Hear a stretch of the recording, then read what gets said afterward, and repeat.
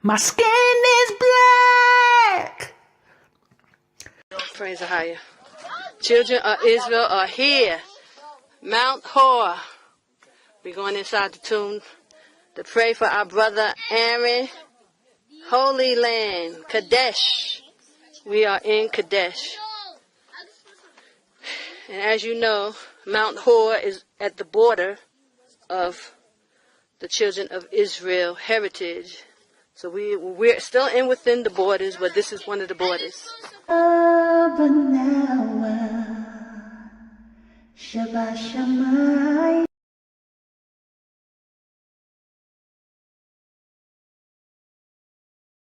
Praise Ahayah. Children of Israel are here. Mount Hor. We're going inside the tomb to pray for our brother Aaron. Holy land, Kadesh. We are in Kadesh. And as you know, Mount Hor is at the border of the children of Israel heritage. So we're still within the borders, but this is one of the borders.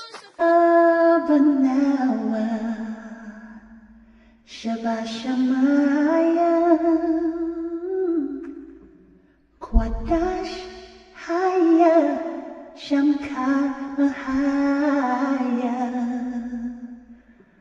Malak with Ka,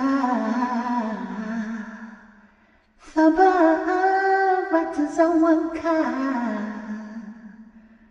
Hayasha, Baharataza, Kawahaya, Bashamaya. Nothing Lanawa Lakan Kalyawam Wasalat Nawa Khawaf Nawa Kasalat Nawa Kawaf Nawa Thabayan Nawa Minasayu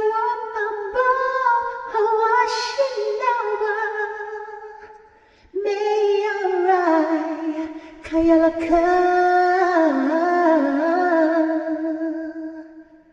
Hamlakwas Wahala Wahasaparas Waawalam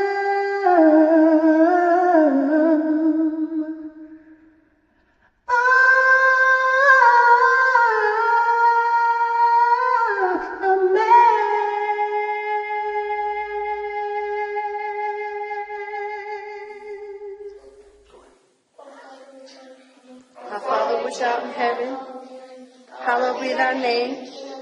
Thy kingdom come, thy will be done on earth, as it is in heaven. Give us this day our daily bread, and forgive us our debts, as we forgive our debtors. Lead us not into temptation, but deliver us from evil. For thine is the kingdom, and the power, and the glory, forever. Amen. Praise the Most High. All glory and praise to Ahayah, Yashaya, Yashaya, Qadash, Rawach.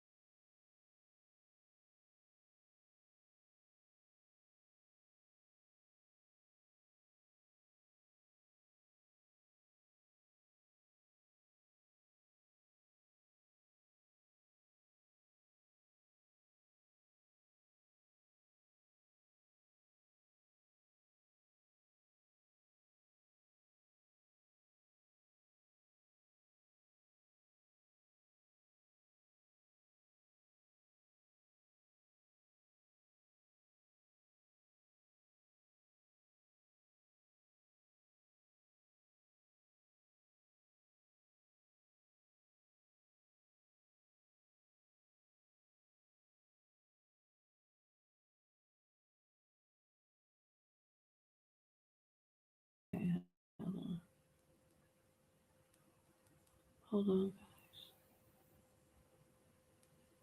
I'm going to try to add this to.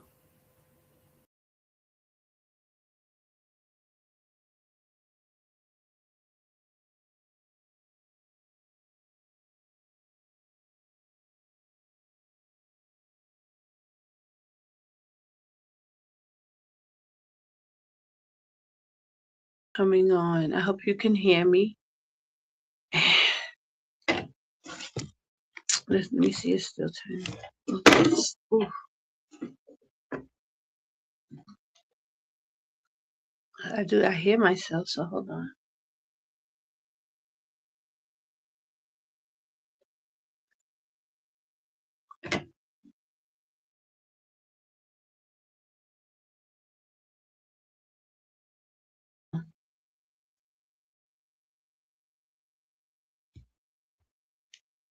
Okay, I think I can hear myself, so you should be able to hear me. Okay, so let me put this picture up so that I can talk about. This is why okay, so this is the thumbnail. Praise Ahayah Yashaya, and these are the things that I wanted to talk about.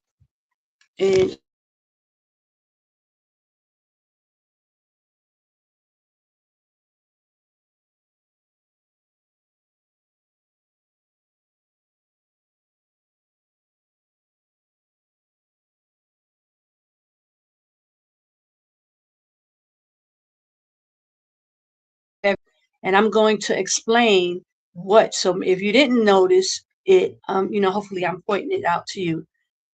Okay, so Candace Owens is talking about who killed her good friend, unalived, her good friend Charlie Kirk over these years, over these months. And if you haven't been watching her, you have to go back and watch, and so that you can be up to date. But I'll try to give you a synopsis in a nutshell, so that way you can, stay along with me. But it's very, very important because it's definitely um correlates with what's going on with the children of Israel, because Candace is revealing a lot of stuff. She's a very smart individual, and she's very well read, and she speaks eloquently. So, she gets it out and it's clear. And although, like our brothers are prophesying and they're basically coming out with the same stuff, like with the fallen angels and the fallen gods and the gods that these other nations are worshiping. And, she's going into all that stuff briefly because she has to explain, a lot of the things that they are doing and why. Now, it appears that her friend, Charlie Kirk, got caught up in some mess. First of all, she pointed out that he was a very smart man as well. He was in a gifted school from when he was like 5 years old.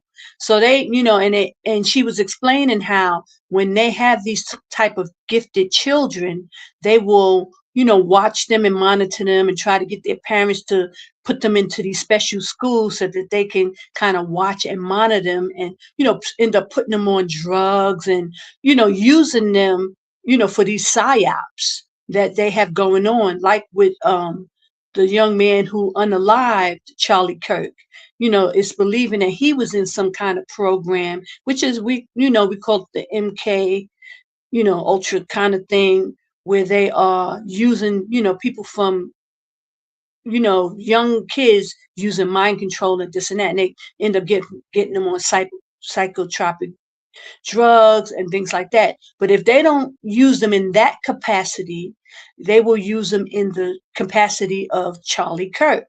And she was going into how, she found out what school he was in. It was a special school, and he was telling her that he was having these dreams, and he knew that he was going to die young. And, she just was going as his friend, him revealing a lot of stuff to her. He knew that once he's signed his deal with um, this big company that he owns, TPUSA, that he was going to die early. And he didn't know why or how, but, as it unravels now, we know why and how, because, Candace is letting the cat out of the bag.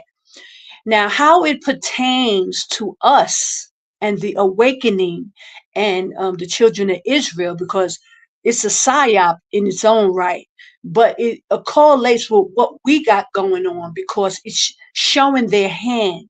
It's showing how they do things and how they get our people all entangled into this wickedness, and this is what has happened. So she's at the last leg of this situation, and she's telling how now she believes that it was Erica Kirk, the wife, and she is explaining how he met her, and how she was already entangled with operations within the government with CIA, kind of like they infiltrated him, is what she's really saying, and that they were watching him since he was a kid, and it's just been one big psyop for her, because now she's in, she was a big a Republican. She was buying into the whole American dream type thing. So now this is really like a rude awakening for her. She's a Catholic even, and I don't know if she's really being honest about that, because she probably has to save her life, for claiming to be Catholic, but she definitely knows the truth. And she definitely knows what's going on because she got Kanye West in her ear, and he knows a lot. And he, even though he may not, you know, out and out, he's some said a lot. He made it clear he understood who he was and everything. So he may have to fall back and kind of go in a different direction because, so he can live a little longer, basically. And the same thing with Candace Owens. I believe that certain things she just know not to say, because if she wants to continue, finishing it out this project, she has to say certain things. So praise Ahayah by Hashem Yashaya. But I just have to put it in a perspective of being a Hebrew Israelite and what we know as waking up to this truth and studying that Bible, and how there's nothing new under the sun. What was will be, and they do the same things over and over and over again because it's worked. So here we have it that Candace Owens is now at the brink of, basically, and she said it, yesterday, that she, suspects the wife, Erica Kirk, for being kind of his handler, that she has basically been sent out, and, she oversaw his demise. She knew he was going to die. She knew that she was going to take his slot and, become the CEO of his company and go take the company totally in an opposite direction in where he was going. So that's why Candace Owens is so privy to all the information, because she helped Charlie Kirk build the company. When he started it from nothing, she was right there with him.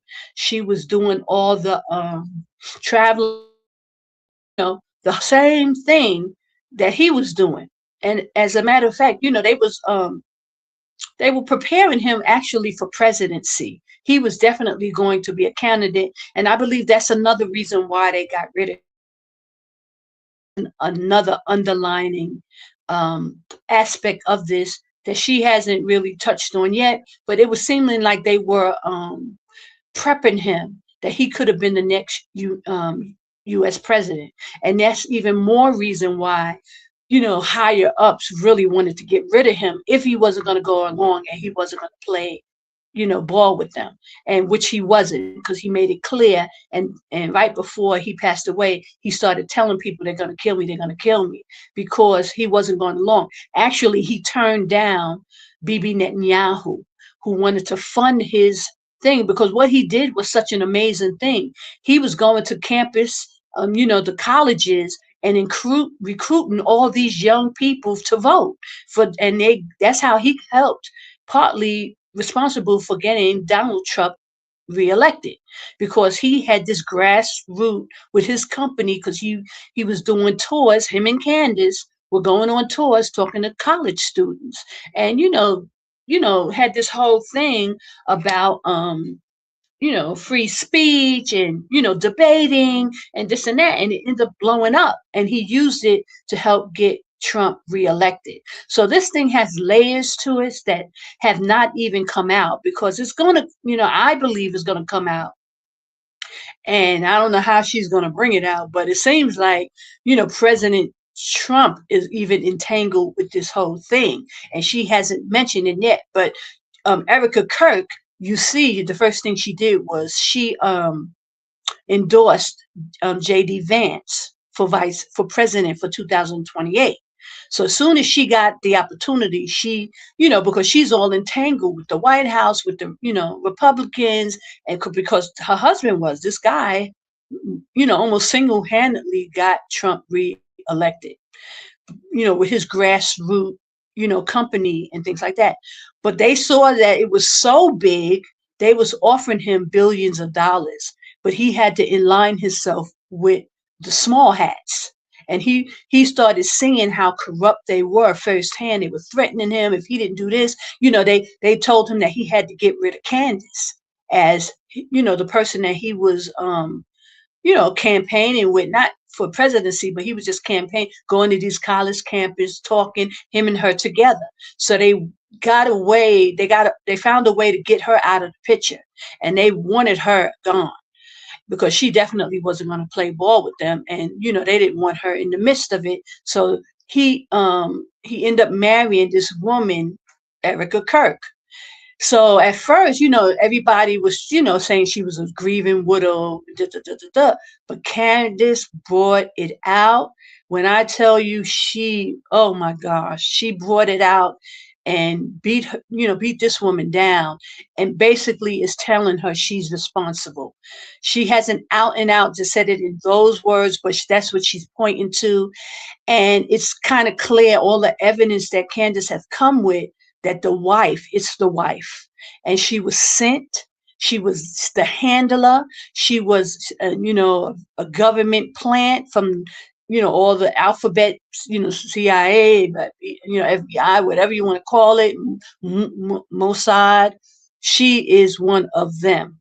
And basically, they were using government planes to fly her around. They've been tracking her, really monitor her. It seems like they were monitoring her, making sure that she was okay, making sure their plan was okay. And she was, going to these secret meetings. They caught her in that place, Hachuka. They caught her out there lying, and caught her in so many lies. And this is what Candace Owens is bringing out. And so I just really needed to bring that aspect to the table, because our people, who are waking up to this truth, who understand who we are and what's going to happen, what's coming, who are in the midst, who are still sitting in Babylon. And, if y'all not paying attention to this situation with Candace Owens, you really, really need to pay attention, because it's Bible prophecy. Not so much that she's given out the prophecies, the information that she's given is Bible prophecy, because it shows how these people operate and how they've always operated, and how they, nothing new is under the sun, just like the Bible say. So I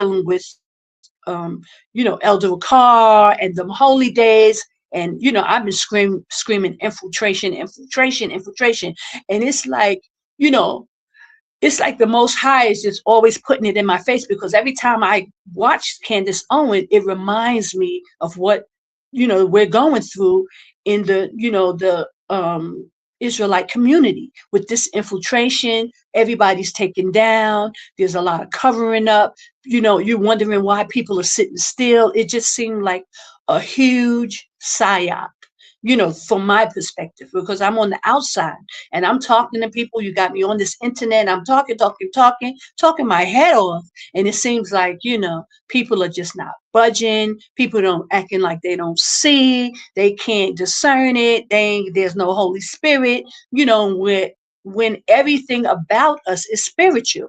And for the life of me, I don't understand why people are not able to see and not discern. And, the Holy Spirit is not leading and guiding people. So, and this is why I be coming out saying things like people got to be spiritually dead, not to see, because this thing is so blatantly in your face. It's like, it's hard to deny it. So with Candace Owens, so her bringing this out about the wife, and this is something that I've been talking about for years, about how, because there was information that I got that was fell right into my lap, because the Most High had me in the right places at the right time. He knew what I was going to go through. He knew the information I was going to be privy to, and so that I will be able to speak. And this is, like I said the last couple of times, I am walking in in my destiny, in my calling.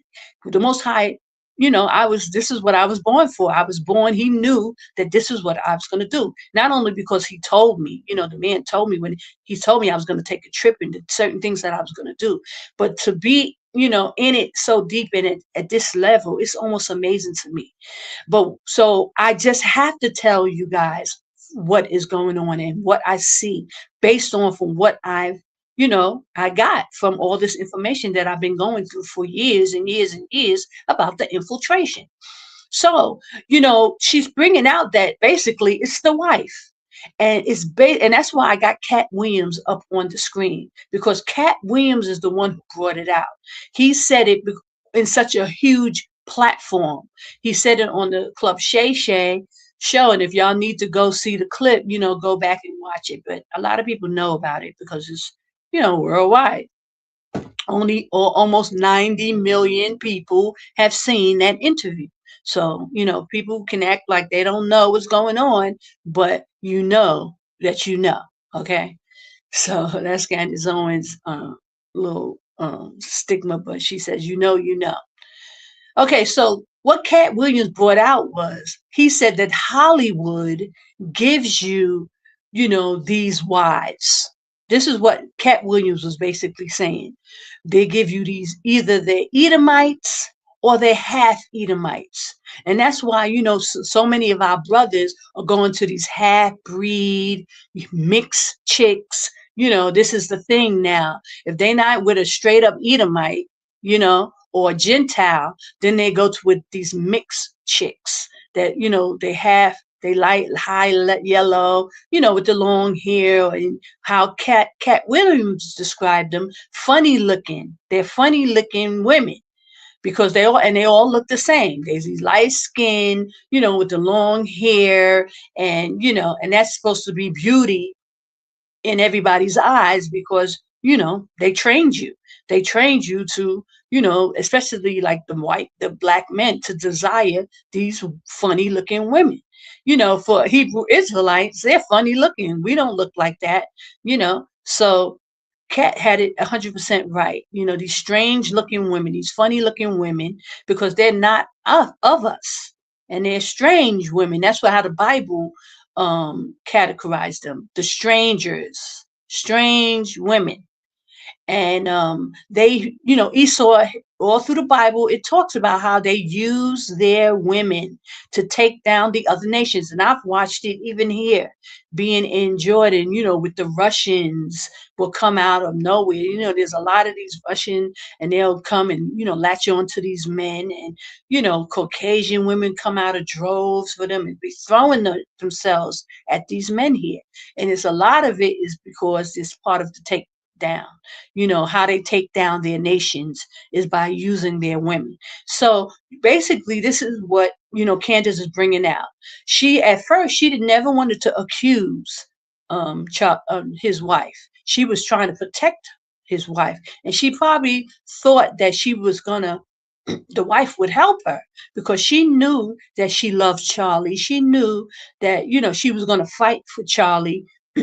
So, during this whole process, she started to come to the realization that the wife was not on her side, and that she was actually working against her. And here recently, she found out that she's been lying to her. So she caught her in a couple of lies. And that's when all Hades started breaking out with Candace, because now she's like, nah, you're not going to get away with this. So, and the reason why I know that this is very significant, especially with what we're dealing with the infiltration in our community, the takedown of Israel, and why I even had to be sent out, was because the Most High knew that there was infiltration. He knew that there was a takedown. He knew that all this stuff was going to transpire. And that's why I was sent out. And, at first I didn't know all of it, the ins and outs. I knew I was sent out, but I didn't really know why. Why a woman? And I told you guys, for those who, my day ones who watched my channels,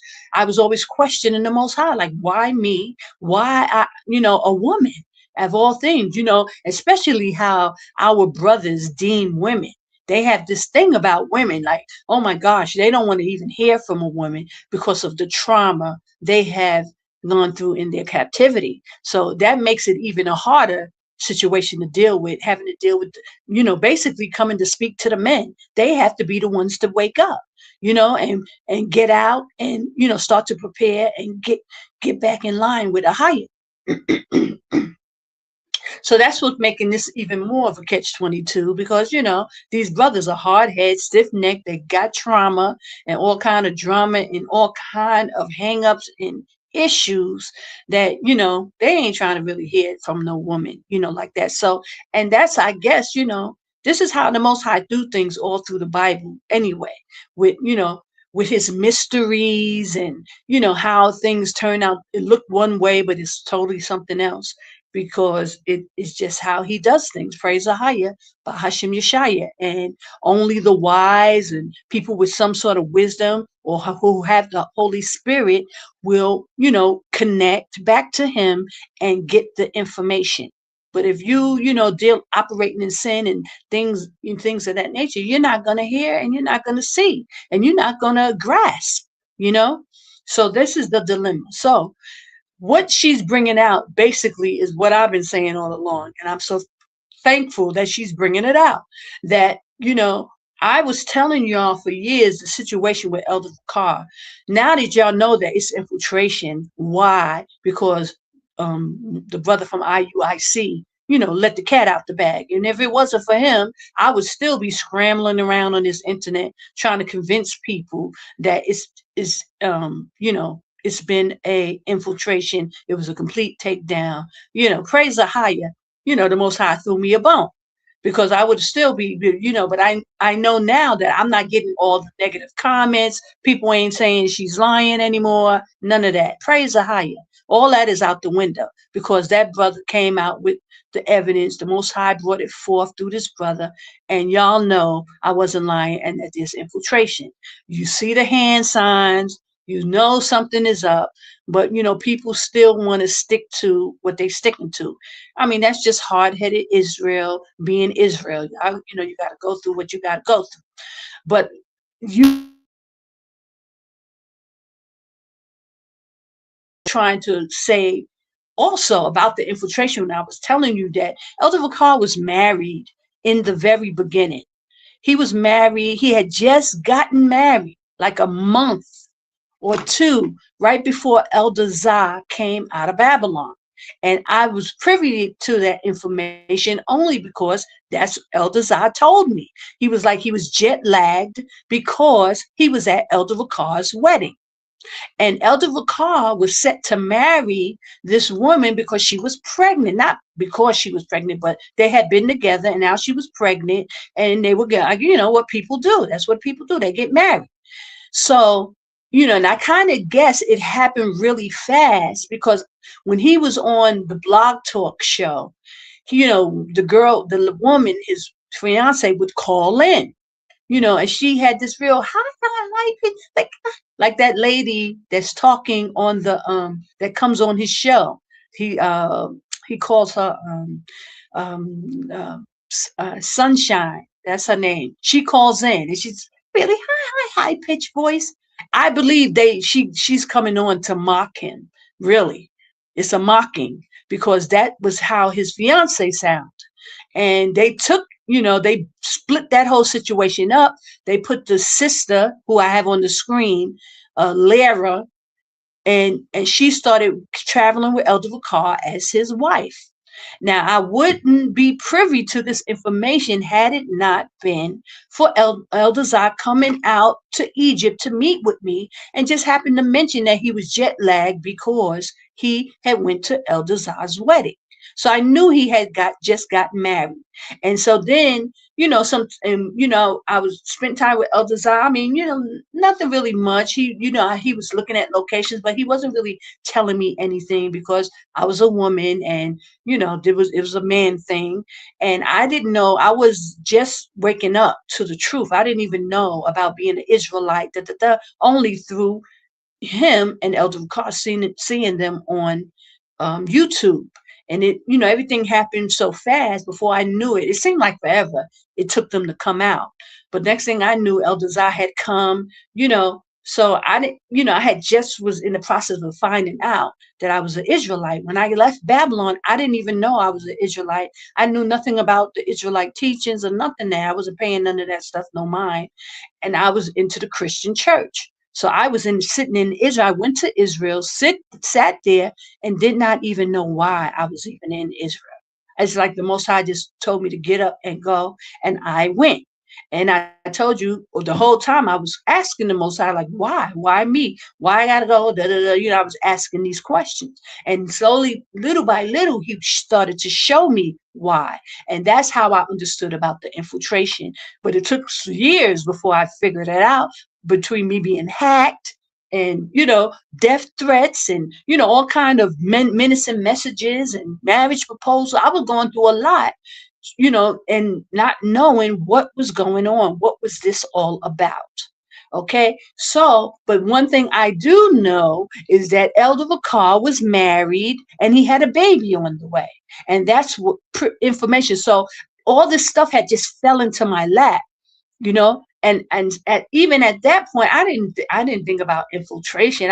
I was so green. I didn't know nothing about nothing like this.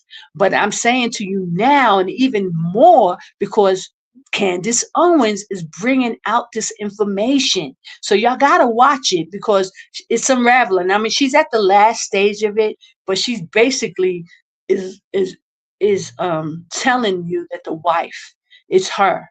She was sent. She's an op, and she was put on Charlie Kirk, and she was monitoring him, making sure he went in a certain direction. And once he got out of line, that was when everything went left.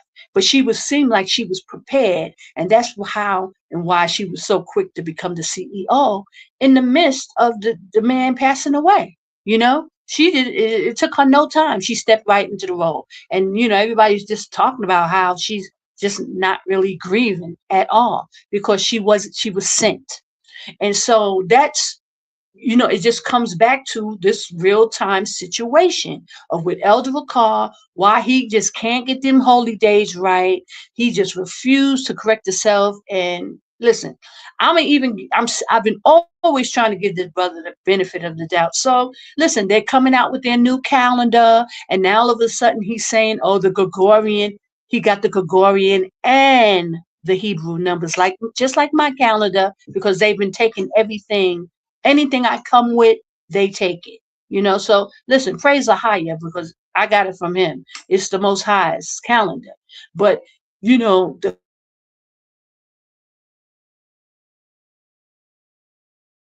speak and to keep speaking until something changes. Either, people come out of Babylon and they figure it out and they just leave, or there's going to be destruction and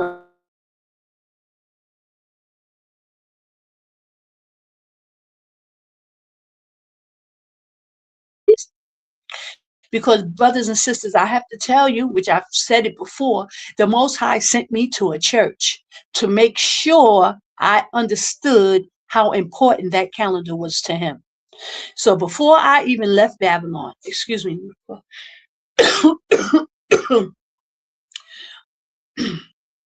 excuse me, before I even left Babylon, the Most High put on the brakes. Nope, I had to make a detour and go to this church. And at this church, they were keeping the regular Bible holy days. Now, I don't know how this church knew about it. They knew they knew about the Sabbaths, but I think they was more on like a Catholic kind of thing. That's what I got. Like, they didn't really know about the Hebrew Israelite thing, but they were keeping the Sabbaths and the holy days according to the Bible. And the Most High sent me there to get that information. And at first, of course, while I was there, I did not know why I was there. I didn't know, I just was there because I was wanted to know about the Saturday Sabbath. I didn't know how to keep the Sabbath.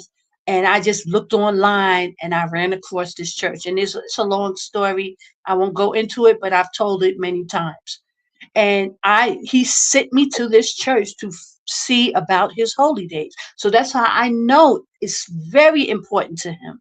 And people can try to act like, oh, you keep it at one day off. They can act like, oh, it don't matter. I don't know what people are thinking, but no, it matters. He, especially in this time when we're coming back to the wilderness to get under the law, statutes, and commandments. This is why he was revealing it. He's revealing it so that we can get the information. And as we come out of Babylon, we can have the correct information how to worship him. He told me when I told you guys I was in, Babylon, when I was in Babylon before I left, before he actually woke me up to the truth, I was at a club, partying in a club, and a man came up and started prophesying to me. Now I was in the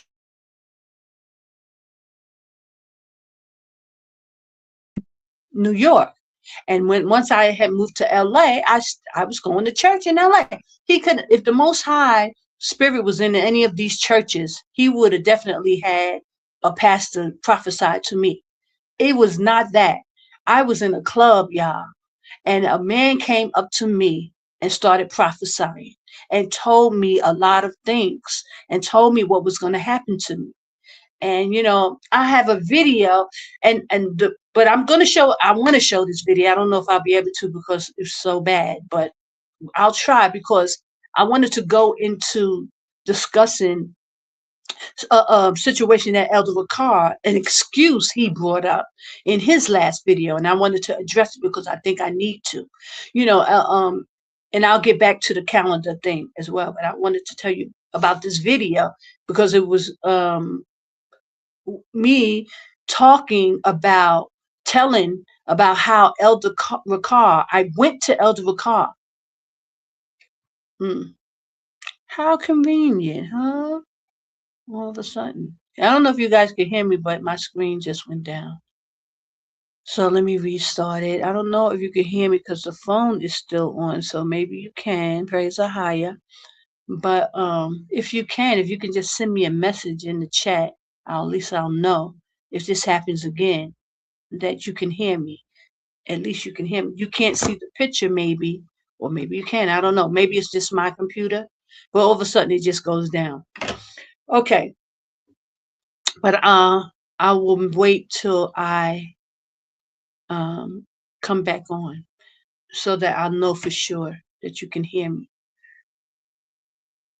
Okay. Yeah, this is a mess. This is always a mess. But I'll give all glory and praise to Ahayah by Hashem Yashaya because he's revealing so much stuff. And what's this to me? Um, okay, I'm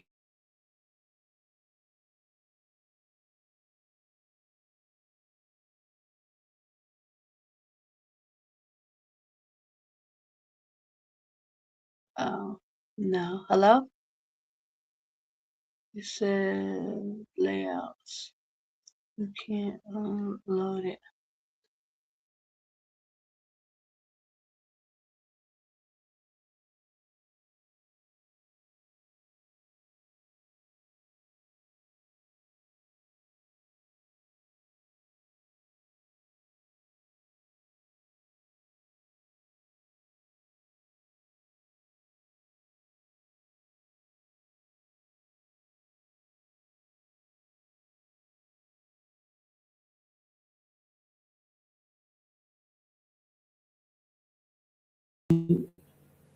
Let me see.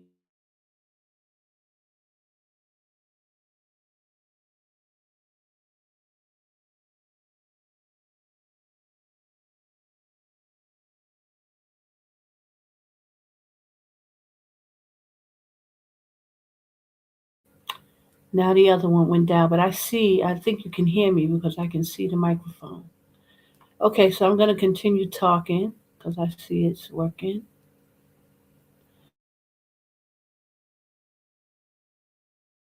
Years ago. It's a 2011 video, and it just shows because Elder Vakar always like to say, "Oh, people are attacking him, and you're supposed to come to your brother or sister. That's Christ's way." Well, I just want to say for the record, brothers and sisters, I've been there, done that years ago with Elder Vakar and them.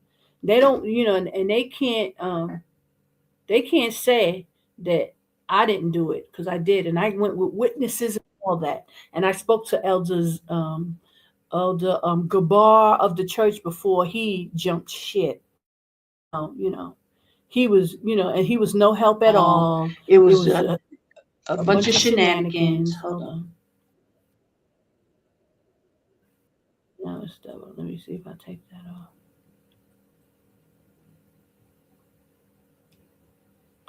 Okay, I muted it. I hope you can still hear me. So it was a bunch of shenanigans. I reached out to Elder Vakar. First of all, it's a long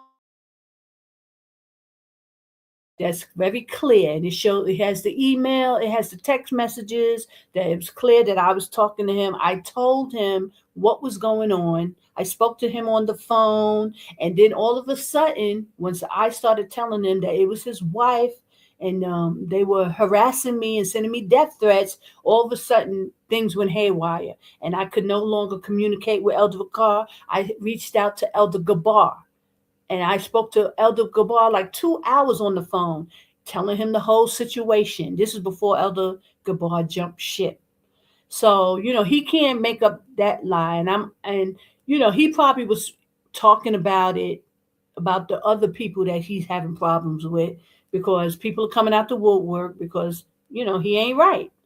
And so, he probably wasn't even referring to me because he cannot, because I'm one person who did come to him, and I was telling him what was going on, that they were harassing me, all because, and it all started when I contacted Elder Vakar about being in Jordan, and I started asking about that calendar.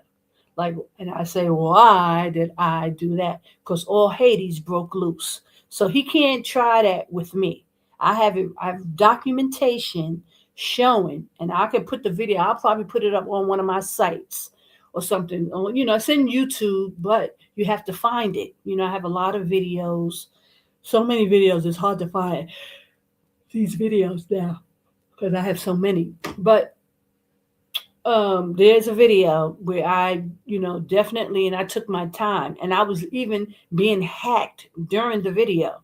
They were messing with my thing. It took me forever to get the information out, but it's pretty clear. And you see, I got screenshots of the conversation, and it just shows that I was in communication with him. I told him I was getting death threats, and I told Elder Zah about it. So, and that's and yeah, I know it's a long time ago, but people cannot say that I didn't do what Christ said do. I did that, and I was attacked. I was demonized. I was crazy. I was all this, and that was in 2011. Here we are now in 2025, guys. I've been dealing with these situations for a very, very long time. But it's the Most High's work, and it's the Most High's will. And I'm just doing what I'm called to do and tell children of Israel. And that's why I'm so thankful that, a year and a half ago, the brother from IUIC came out and told the truth and said that, that there was infiltration. He knew, he was there. And there's a lot of these brothers who knew. He's the only one who stepped up. But a lot of them know. And they know what I was talking about. That's why I wasn't getting too much pushback. I got pushback from some, Elder Ricard fans, people who just fanning out. But the majority of people really was not, going that hard against me because they know something was up. Something was up. And the calendar, and you can see without a shadow of a doubt that that calendar is correct. You're wondering why Elder Ricard is giving so much pushback about this calendar according to sevens on the Sabbath day. Like, what is he? talking about. So I'm praying that his new calendar, now that he's saying, oh, he added the Gregorian date on it, maybe he got it right. Maybe now he can stop lying because, but I'm not allowing him to just slide it under the table and just act like nothing happened. I did that too many times, and I'm not doing that no more. He needs to repent. He needs to repent. He needs to humble down and stop with the shenanigans, with the prideful ego where he can't just, admit that he was wrong. But, all of that is combined and intertwined with the infiltration. So I wanted to talk about, and let me try to put that back on the screen, the picture of why I know that this is so significant about the hold on, share my screen, about what Candace Owens is bringing out. And guys, I cannot tell you enough about what she's bringing out. She's bringing out basically infiltration, how Charlie Kirk was infiltrated, modern day, and this is their own people. So because we are in the time of our awakening, and Esau do not want that to happen. So, in the midst, and this is what this is what the Bible said, they're going to be infighting amongst themselves. They so preoccupied, y'all, that this is the time you're supposed to be getting out of Babylon. This is what it's really, signifying. They're infighting, and they're preoccupied because they're trying to, secure a 2028 presidency with Donald Trump. He's talking about taking Greenland for whatever reason he wants that place, and there's a Charlie Kirk connection with that as even. There's a lot of money at stake with them. They're fighting over money, billions of dollars. So they're preoccupied. And this is the time that the Israelites supposed to be making their way out. The Most High got them in fighting and fighting amongst each other. But Judah is just sitting there like he's watching a movie with popcorn instead of getting out of harm's way. And is why is that? Because nobody is telling you you should leave. Now, if all these brothers were on the internet telling each other, yo, we got to get out of here, we got to get out, we got to go, go, go, of course, Judah would be packing up leaving. But because there's so much infiltration, so much mis and disinformation going on, people not, I ain't leaving. You got agents who will quickly say, I ain't going. Why are we going to leave our land? Those are the people that more, 9 times out of 10, they are staged. They are sent to say these things to cause doubt. People don't really want to pack up and leave and, you know, face the unknown. They ain't really got no faith because they barely believe in the Most High as it is, let alone, coming out here to worship Him. You understand? Most of these people are half atheists because they brought into the dogma and they ate the Kool-Aid, drank the Kool-Aid of what Esau was, lemonade that they were making, talking about atheism and all their books of these Satanists be writing, giving out half truths and half information to keep our people all, you know, talking about their third eye and the chakra and all this is witchcraft, guys, and we bought into it hook, line, and seeker. We rather believe all that stuff that these Satanists are writing in these books than pick up that Bible and study to show that themselves approved. Because then you really would understand what's happening right now with this nothing new under the sun, what was, will be. They've been doing this, sending their women in to take down our men and, infiltrating each other and infiltrating Martin Luther King. Oh, I have a lot of information I wanted to talk about. Okay, so let me just go into it. Okay, for one, I wanted to bring up the whole Jezebel and Ahab situation. And I kind of brushed on it the other day, but I really want to go into it because every time I see Erica Kirk, it reminds me of Elder Ricard and the wife that this Vera thing goes down every time I mention them. This Vera and Lara, the CIA agents who were planted on Elder Ricard. And now I know this for a fact because I was there. I was in Egypt And when Elder Carr and his sister, I didn't know they were twins. That I didn't know. So, they were playing in my face, and I was a laughing stock because they were playing in my face about the twins. I didn't know they were twins. I just knew of Vera because she was like the spokesperson at the time. And she was handling all the things with Elder Ricard. She was picking up his phone, she was answering the phone, but really it was her and her husband, who was a police officer. Vera's husband is an Edomite and a police officer. They were traveling with Elder Ricard, and the wife was traveling with them as well. So they were all there making sure handling Elder Ricard.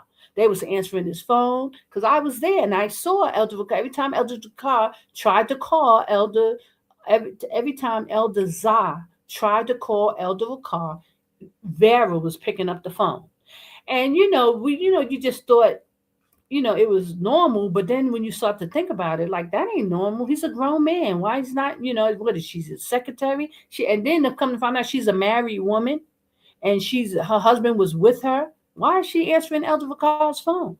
And I know it was her, Vera, because everybody in the room said, "Hey, Shalom, Sister Vera." They knew her. I was the only one who didn't. I was the outsider in that situation. I didn't know these people, but I heard, and I heard enough. I got enough information. So praise Ahayah Bahashim Yashaya, because the Most High knew what He was doing. He was putting me in certain places so that I would get information. Praise Ahayah. And I was so that I'm able to report it back to the children of Israel so that y'all can see, this situation is serious. Cat Williams brought it out when he said, "This is what they give you. They got these funny looking wives. All of them have the same looking type of wife. This is what they give you." And so that's what Elder Ricard got. He got one of them too. This is what they give you. Them funny looking wives. They all look the same, and they quiet and hidden. He said they won't do an interview, nothing. And that's how Erica Kirk was supposed to be until they took him out. And she took over everything. Say a chance to show it. If I don't show it this video, I will show it again. Where when it showed, we brought out that his Elder Ricard's corporation. He's a 508c1, and on his board is who? Lara Moffett, and the other young man, that young guy, what's his name? The MK Ultra guy, the elder that sits with him all the time. He's another one. He's an agent, and he's been they moved Elder Zah out the way and put in, what's his name? Elder Lawyer. He's another one. You understand? And as I started to reveal, that's why Vera is no longer around, because she got busted in the act and she got exposed, and then she immediately disappeared. And now she's, off in the bliss, been years now, but she ain't nowhere to be found. She's up into witchcraft and astrology and numerology. She done went totally left. She's not an Israelite anymore. When she was she was the person handling all the online stuff for Elder Ricard. And she just be going. After she got exposed, she moved and got out of the way. But I'm sure she's undercover somewhere, because her sister is still traveling with Elder Ricard as his wife. It's been 20 years of this foolishness. Okay? And the brother was married, and he had a wife, and they took his wife away from him, and they mocking him with that sunshine lady that calls in all the time. And he's trying to act like, oh, it's so cool, but they're mocking him. Praise Ahayah, that y'all, we could really see how Esau works. This thing is serious, and they're doing it to their own, let alone Hebrew Israelites. They're doing it to their own people. Charlie Kirk was unalived, and his wife, and it was about billions of dollars. They took him right out. So brothers and sisters, this thing is real, and I pray that y'all are getting up out of Babylon and get out of harm's way, because this thing is right around the corner. We hear, at it. They're talking about war. Trump is being exposed. They're going to use war to bring this thing to a head, and you don't know how much time you have. And they I was going to say about the going to that Passover, I would be very, very, very, very careful, brothers and sisters, taking my family and putting yourselves in harm's way. Talking about going to that Passover in Tulsa, Oklahoma, where they bombed and did all kind of things because the black people were Israelites who knew they were Israelites. Now, just let's just take this gradually, okay? You're going to do the Passover, right? At a place that they bombed our people, black people who knew they were Israelites. They had come together and was trying to build up this city so that they can have businesses. And this is you got your Edomites, slave masters, knowing who they are and knowing they're not having that where these people are going to rise up and do anything. You're going to go and you're going to go and have Passover there, just to like a flex, like you're not in you know detrimental situation that any minute you don't know your fate.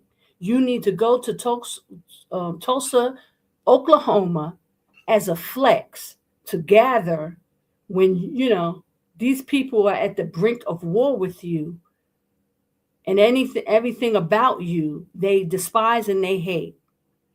You're supposed to be getting up out of harm's way, but you're gonna go stand in their face and have a big celebrations that you're Hebrew Israelites. I mean, I don't know, make it make sense, but it don't make sense to me, brothers and sisters. I mean, just on the common sense tip, it don't even make sense. Not even on a spiritual, that's what we're operating more spiritual, and that it really don't make sense from a spiritual aspect. Knowing that we're in Jacob's trouble, and this is not a good time for us. So, and you're in a place where the Most High told you to get out. You're basically refusing to leave, and you keeping these Passover there. Like y'all doing something when He despised it there, because He said, "Come out of her, my people." He said, "Every foul spirit and unclean, hateful bird is trapped up in there." He's saying, "Come out, come out, come out," so that you will not, have to face, you know, your untimely demise. Get out, brothers and sisters. Why are you flexing and doing these things in first of all, you flexing in the Most High face because you're not being obedient. Then you're going to flex into your enemy's face, trying to act like, yeah, we can come together, we know who we are type thing, when they trying to set up to get rid of you. It just doesn't make sense. Okay, if somebody need to say it, I don't mind being the one. Praise Ahayah, Bahashim Yashaya. Y'all, I don't know. And then just the other day, Elder Ricard said that about going to Ghana, to that slave port. I think that's Ghana or Kenya, one of those African countries where they had the monumental slave port where it brought our people. And he said he wouldn't go there. They need to burn the place. It's the same situation. Our people were slaughtered in Tulsa, Oklahoma. Why do you feel the need to go there and keep a Passover there? Why? What sense does that make? Just like the same thing in Ghana, it was the place where our people were transported as slaves, and our people go there like it's a sightseeing place. Same scenario. Why? And now you're supposed to, all your children, the next in line, the kings, everybody must die. Everybody must get destroyed. If something happens, everybody gonna go. Why, brothers and sisters? It don't make sense to me. I mean, maybe, Sister Connor, yeah, I know. No, it's her. But I'm just saying, guys, it don't make sense. Okay? You're supposed to be coming out of Babylon, getting yourselves together, getting yourselves out of harm's way, and you fiddling, faddling around, doing stuff, just doing stuff. It just don't make sense, guys. Spending money that you know you need. Most of y'all ain't got no money. Every time you contact me, ain't nobody got no money. But you could go and do Passovers when you know you're gonna need a tent somewhere in the near future. You're gonna need a tent, and them tents ain't expensive, not cheap, guys. The good ones. I'm not talking about just them little plastic tents that y'all be playing with the holy day, the Feast of Tabernacle. And I'm not talking about those tents. The tents, the real sturdy tents that's going to last you a couple of years because you're going to do a couple of years in this wilderness. You need a good tent. So you need to be saving your money and stop playing. Stop playing around, people. Brothers and sisters, get yourselves together. I don't know what y'all are thinking. But listen, at least I told you. I mean, I'm not, at least I'm not holding nothing back. I'm just putting it out there so you can, kind of put it in perspective because people try to act like it's normal and that's okay. And it's yeah, we should just do it in Tulsa, Oklahoma. Yeah. Where our people got slaughtered. Yeah. It sounds like a great idea. Nobody's going to say, wait a minute, guys. Wait a minute. It don't even sound right. Why? And we are in the last days. You're going into Jacob's trouble, and really you feel like you need to do that? Come on, guys. It's a no-brainer, actually. Praise Ahayah Yashaya. Okay, so I wanted to go into the scriptures with Ahab and Jezebel, and because I likeness to the situation with Elder Vakar with this calendar, keeping the children of Israel off one day is, you know, it's abomination against the Most High, and it's something that all of these brothers be doing. They always go against the Most High. They always be worshiping other gods. It's a form of worshiping another God. Because the Most High say, you make a holy day an abominable day, and you make a abominable day a holy day. How do you do that? You feasting and keeping the wrong days as his feast. That's how you do that. So you're clearly doing that, just like in the days of Jeroboam, one of the evil kings of Israel, who was always going against the Most High, worshiping Baal, worshiping these other gods. It's the same thing, brothers and sisters. It's the same thing. You're doing that once you get this information and you know the truth. Now you are accountable to what you doing, why you do it. So you can't just say, oh, I'm gonna keep it like this for now, just because everybody else is doing it. You're gonna be held accountable. So I wanted to go into scriptures because with this woman, this traveling around with Elder Vakar, okay, the fake wives, the handlers that's watching and making sure he's staying in line, making sure them holy days are one day off, keeping you from worshiping the Most High Ahayah because you don't really know the calendar and you ain't looking into it like you're supposed to. You rather do all that. You rather go to feast days and in somewhere far away when you know you ain't got the money to be going and all that, instead of buckling down and getting them holy days right and knowing that calendar so that you can teach it to your family and your children would know what to do. But everybody just going along to get along. And when you go into Revelations and it tells you that about Jezebel and they causing our people to sin against the Most High, fornication could be spiritual fornication or sexual fornication as well. And it's the same thing even with the sexual fornication because y'all still refusing to take them Gentiles out of the equation and putting them Gentiles away. There's people amongst Israel married to Gentiles, even one married Gentile, one Israelite married to a Gentile is abomination to the Most High. Read Jubilees. Read the book of Jubilees. I mean, it's in the scripture. He tells you not to do it. But Jubilees goes much deeper into it. We're not supposed to do that. That's spiritual fornication. And Israel is doing it hand over fist. And the reason why Elder Vakar ain't putting his foot down about it, because he's married, he's indulging with Gentiles. The woman that he's with, it's more times than not, she has to be of another, nationality. That's why all of this is going on. With the calendar is off, keeping Israel off, causing Israel to err, causing Israel to sin. It's right in your face, brothers and sisters. Listen, hold on. There's a lot of Israelites here in Jordan, brothers and sisters. A lot. Don't even think that they're not.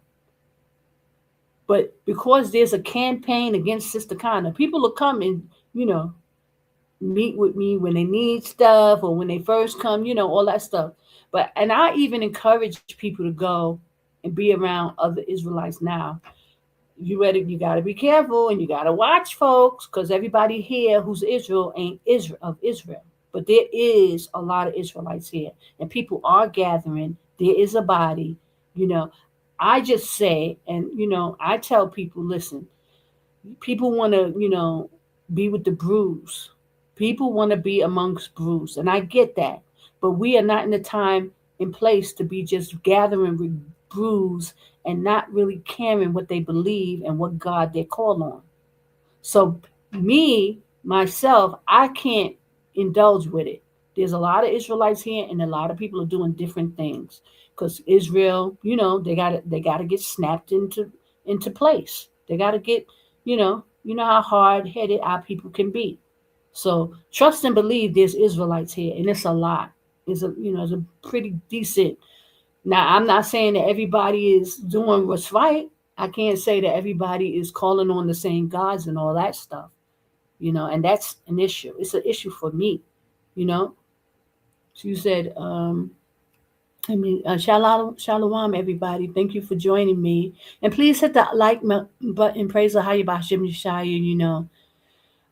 It says Brother Bronze left GLCC. Yes, I heard about that. Praise Ahayah B'Hashem Yashaya. I heard, and I saw a couple of the videos that the brothers is making. I don't know, I don't know if the brother is coming out of Babylon. I don't know, what's going on. But I say praise the Ahayah. I did a video when he first came away. I was like, he woke up. A lot of these brothers is stuck with, they be stuck. And I guess they just be happy that there's some type of fellowship. But I don't know, what his stance is. Like, is he coming out of Babylon? What does he believe?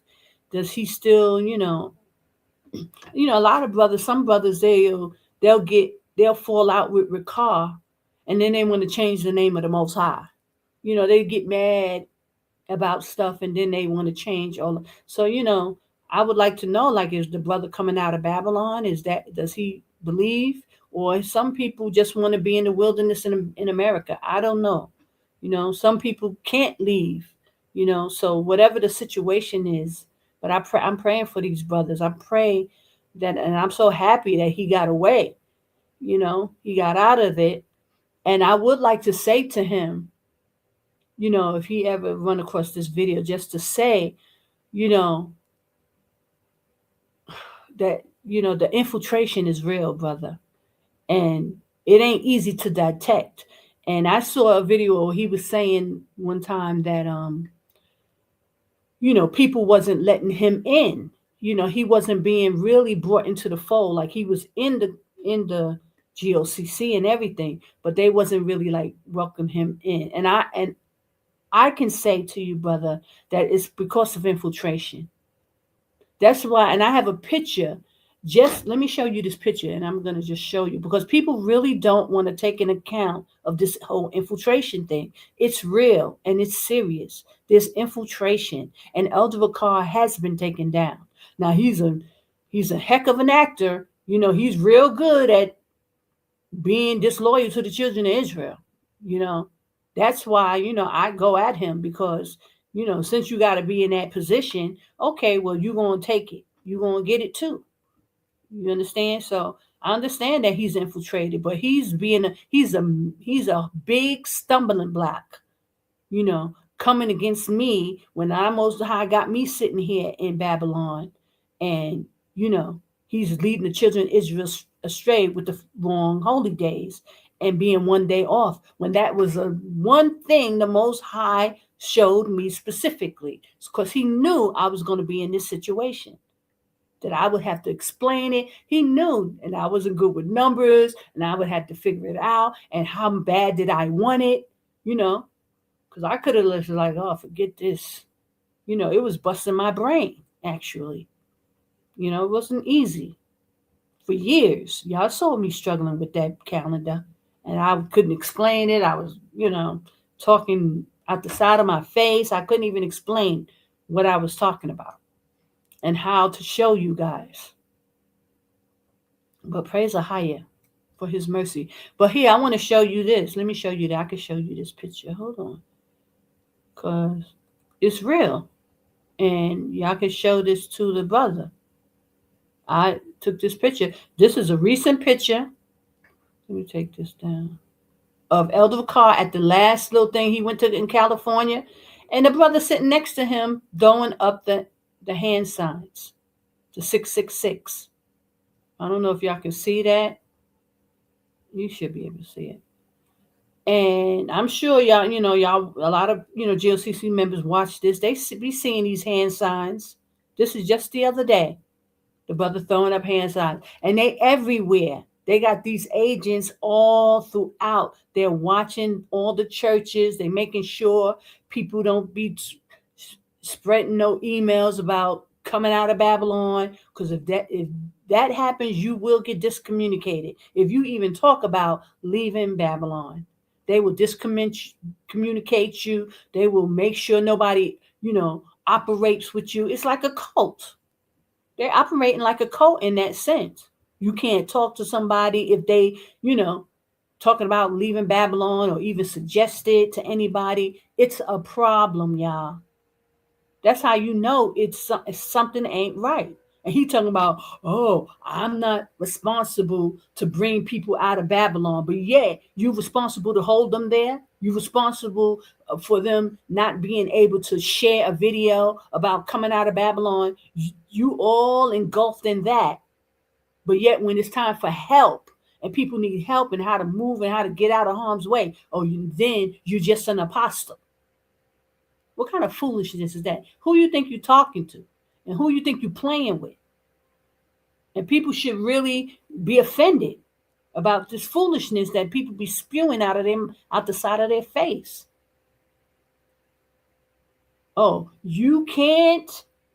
You're just an apostle, so you're not in charge of helping people get out of harm's way. But you can sit them still in the midst of danger, tell them not to leave, discommunicate them if they forward a video about leaving Babylon. All Hades got to break loose. But you just an apostle, and that's not your job.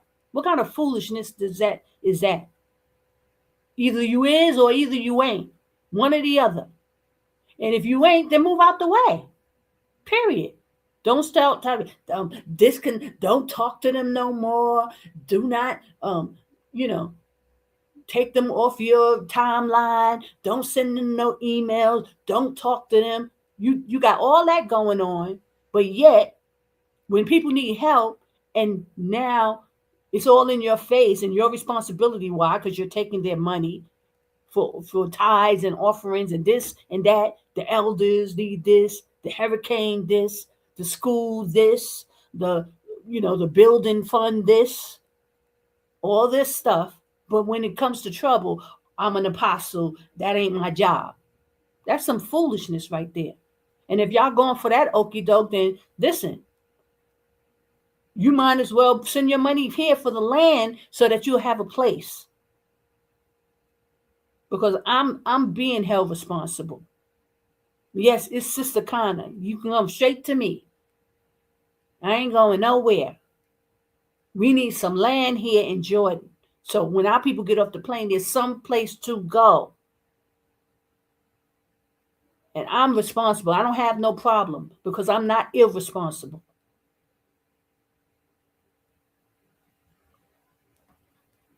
Praise Ahayah Bahasham Yashaya. Let me see. You see, he said, what, Jordan, why do I see people around you? No, that this is what I'm saying. They aren't any too much. I move around a lot, you know. I got different things going on, brother. It's and some people who are down in the wilderness. I'm not there all the time, but I got plenty of videos with me having feast days with people and this and that. So you can look at some of my videos and see. I don't have a big gathering, but there's a lot of people here. Now, I just tell y'all, be careful. Just like I'm telling you in Babylon, be careful, brothers and sisters. All Israel ain't Israel, and we're in the time of Jacob's trouble. Just don't play dumb. Please, just don't play dumb. It's not the time to be playing dumb. Now I'm showing you on the screen. You got a brother there throwing up the 666, the hand signs, and you look at many Elder Ricard videos. Somebody's got to throw up them signs. So that's a clear indication something ain't right. Then I'm telling you about the woman, uh, Vera or Lara, the fake wife. Elder Carr was already married. He had a baby on the way. They moved him out of, from his family. Hold on. Okay. So I'm going to take this off, but this is a clear sign, brothers and sisters. Just the other day, I don't know if you missed it. I didn't miss it. So that's why I'm showing you. Okay. So now, just giving you the correlation with the Erica Kirk situation and Elder Ricard's fake wife, Lara, that's been traveling with him. Just like with Erica Kirk, they get married, they have babies, they do everything they're supposed to do. It's an assignment. They are handlers. And the brother was married with his wife, and they moved his wife out the way. Ain't that something? Just disrupt the brother's whole life. And he's just going along to get along because he's been fighting with me with that about that calendar, which the Most High gave. Now, unless he done, you know, with this new calendar, which I doubt very seriously, brothers and sisters, there's no repentance, no humbleness, no I was wrong, none of that. He tried to ease it in. Talking about March 1st. He tried to slide it in. And I was supposed to just be happy that he got it right. Nah, no. You're going to repent and you're going to humble yourself and say, oops, I made a mistake. I was wrong. You can do it. You can do it. You could be humble and say you was wrong about the Most High's calendar because the Most High is going to bring it. So First Kings in 16, let me just go there real quick because I didn't want to be here all day, but I do want to bring this out because I also wanted to bring out information on Martin Luther King's wife, Coretta, even, who everybody loved, Coretta Scott, because she was Martin Luther King. But listen, there's some, and I talked about this a couple of times, but now I kind of really went into it. And it's the same situations, y'all. Esau been doing the same things over and over, even in the time of Ahab. Now, I'm not saying Ahab was taken down, but he very well could have been. Now, the Bible doesn't tell you, it says that he was just wicked. Ahab was just wicked. And he chose, but there was certain, it's like there's certain scriptures that say he sold himself because basically he just wanted money. He wanted a bigger office. He got with a Gentile wife whose father was the king and a priest of Baal. Like, how low can you go? And that's why Most High, Ahayah considered Ahab one of the worst because he did it intentionally. He just wasn't with the Most High. Horrible. Just like Jeroboam, another one. Just wicked, wicked men doing whatever they want to do for money and they don't care. And they sold out for money. But all I know is the information I know privy to what Elder Wakar, because I was in Egypt at the time when Elder Zah showed up. And he told me that he was at Wakar's wedding. So I knew the brother had just gotten married. And it was like 3 or 4 months later, not even 3 months, when Elder Zah came out was the wedding. When he comes to Egypt, he comes with Vera and Lara, the CIA twins and the police officer for a husband, Edomite. Now, if that ain't something, y'all, so y'all have to really take into account to this infiltration and stop playing dumb, because y'all ain't stupid. It's going on.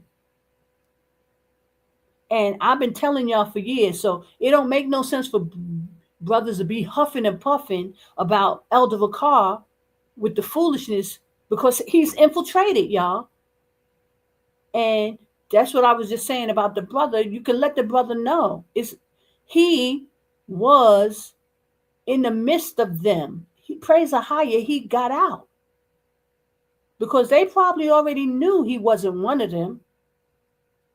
And that's why I was showing you that picture of that brother throwing up them hand signs. It's a lot of them. And they be surrounding that brother, Elder Vakar. That's why I'm telling you, the Vera was answering the phone. They made sure even Elder Zah couldn't get to him like he wanted to. They had that brother surrounded. They had Elder Lawyer. That's why Elder Lawyer is sitting there every day.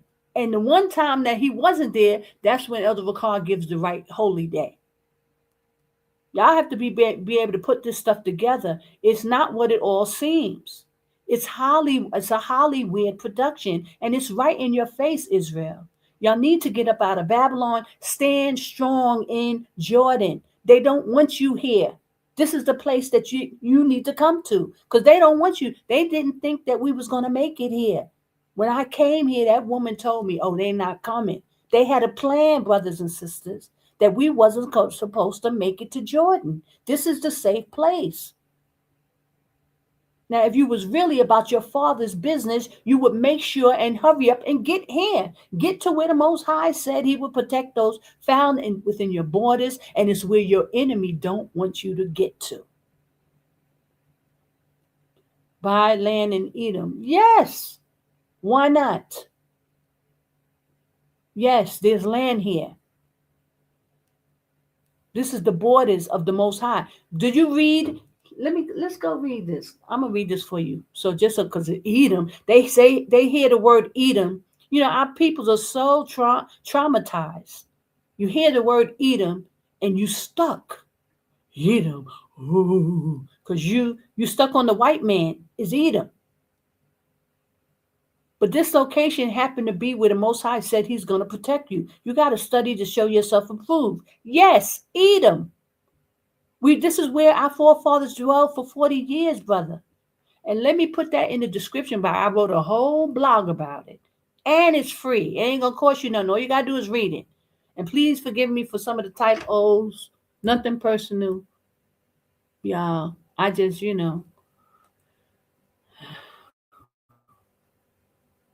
I'm going to put that in the description box. Y'all can read it. It's Edom, Kadesh. It's called Kadesh in the scriptures. And it means holy, brother or sister. It's not a bad thing. It means holy. Hold on. Let me put this in here. So y'all can, I don't know. This thing is all like, how do I get to that? I gotta, okay, yeah. But that goes, hold on. I'll read your messages. Give me a second. Okay, here's the link. Please read the link. It gives you the Hebrew names, breaks down the Hebrew for you without a shadow of a doubt, brothers and sisters. He said, but that goes against the law. Let me see. Well, let me read the law. It says, meddle not with them, for I will not give you their land. No, not so much as a foot breadth, okay? Because I have given Mount Seir to Esau for a possession. Okay, now we have to know that that was in the time of Moses because they don't own, Esau is not dwelling in not in Edom anymore, for one. For two, did y'all ever think about this? Moses, Moses had land. He was privy. He had a father-in-law who gave him access to land. And this is how the children of Israel were able to stay. We're not trying to own this land here. We're not trying to have it as a possession or anything. It's just to hold us down so that when you come here, you have a place to go. It's different. Okay? But you must know that Moses had access to the land. He was here for 40 years. Okay? He had a father in law who gave him lots of land, gave him places. And this is where the children of Israel sojourned. So that's what the Most High meant when he's saying for us not to be buying up land here like we're going to be living here. It's not in that sense. We're just able to get land. Why? Because I've been here and I've been working here, and they allow me to have a visa and I can purchase it. But we need some place. We're gonna be here, brother. And I put up that. Look at that link I gave you. Look at the link and look at where they dwelled for 40 years here in the wilderness. It's Jordan, right outside, right like right outside of Edom. Very, in Edom practically. Petra is the city right next door to Edom. This is where our forefathers sojourned for 40 years, brothers and sisters. And they had access to land because Moses had Jethro as a father in law, and he gave him sheep and this and this. So this is not, we don't have that right now. But what I do have is I can't purchase the land. And I'm telling you, at first I was thinking the same thing like you was thinking, that we ain't going to have no land. But after dealing with these Gentiles here, brothers and sisters, they are very uptight for money, and they think Americans are rich. So you're gonna be renting from them, bartering with them for things that you got to be giving them some way. You're gonna pay because they not easy when it comes to this stuff with land and this and that.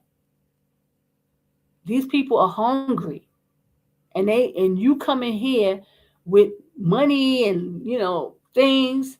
These people, they're looking and watching. You got to have your ducks in a row.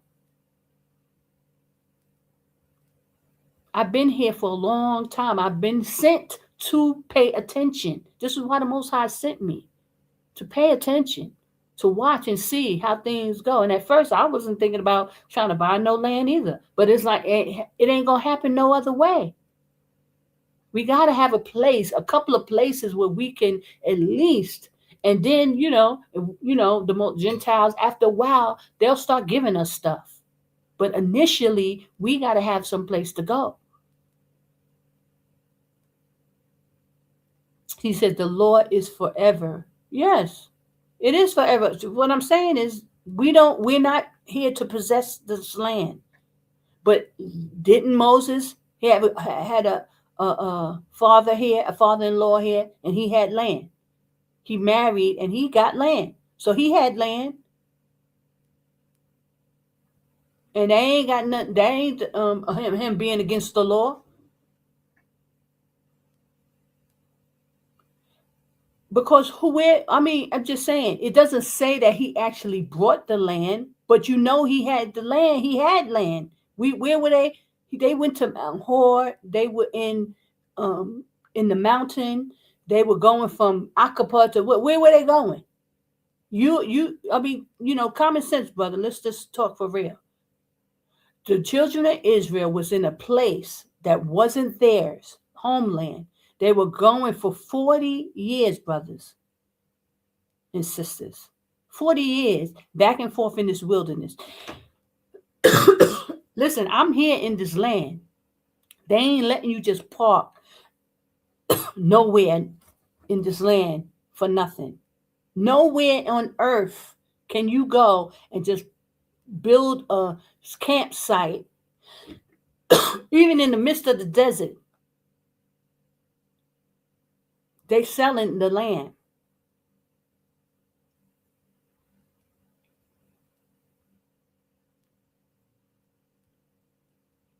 Yes, it does. And I don't want to go. I sent you the link. You got to read it, because that's not what I'm going into. I'm going into Jezebel and Ahab today. But I can go into that next week if you're going to be here. I'll go into it. But I sent you a whole bunch of links. I sent you a link with a whole bunch of scriptures showing that Edom, we were in Edom. So if the scripture doesn't say it, how is it true? Okay, well, what you mean, how is it true? Where you going to go? Are you going to Africa? Go over there and talk to those brothers in South Africa. There's a whole bunch of Israelites there. They're buying land. Go talk to them about it. And then you can ask them what scripture tells them that they're supposed to be in South Africa. Because there's not a one. But I'm giving you a whole bunch of scriptures that tell you we're going to be in Jordan. And so we're going to figure out the land thing when you get here. Or you want to wait till you get here and you ain't got no place to go. And then you're going to figure out, oh, okay, this is what we better do. Or, you can use a little wisdom and see that maybe, we're not in the same time as how it was with Moses. Because Moses was married and he had a father-in-law, someone who owns the land. But we don't have that right now. Now, I'm not saying it's not going to kick in at some point, because there's going to be a lot of Israelites here. A lot of Israelites. I'm just talking about initially getting this thing started. And the Most High gave me a way to buy land. I'm able.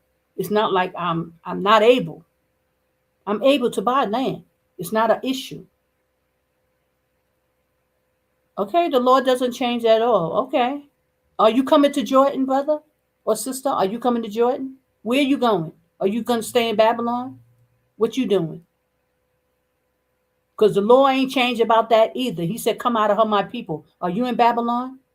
And what's the holdup? You want to talk about that aspect of the law, about you coming out? Well, let's talk about that. Where you going?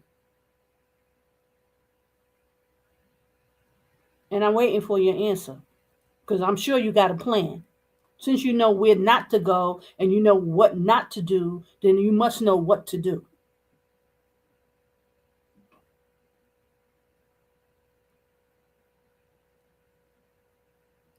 You feel, you just said that Deuteronomy 2 and 4 is not saying what it's saying.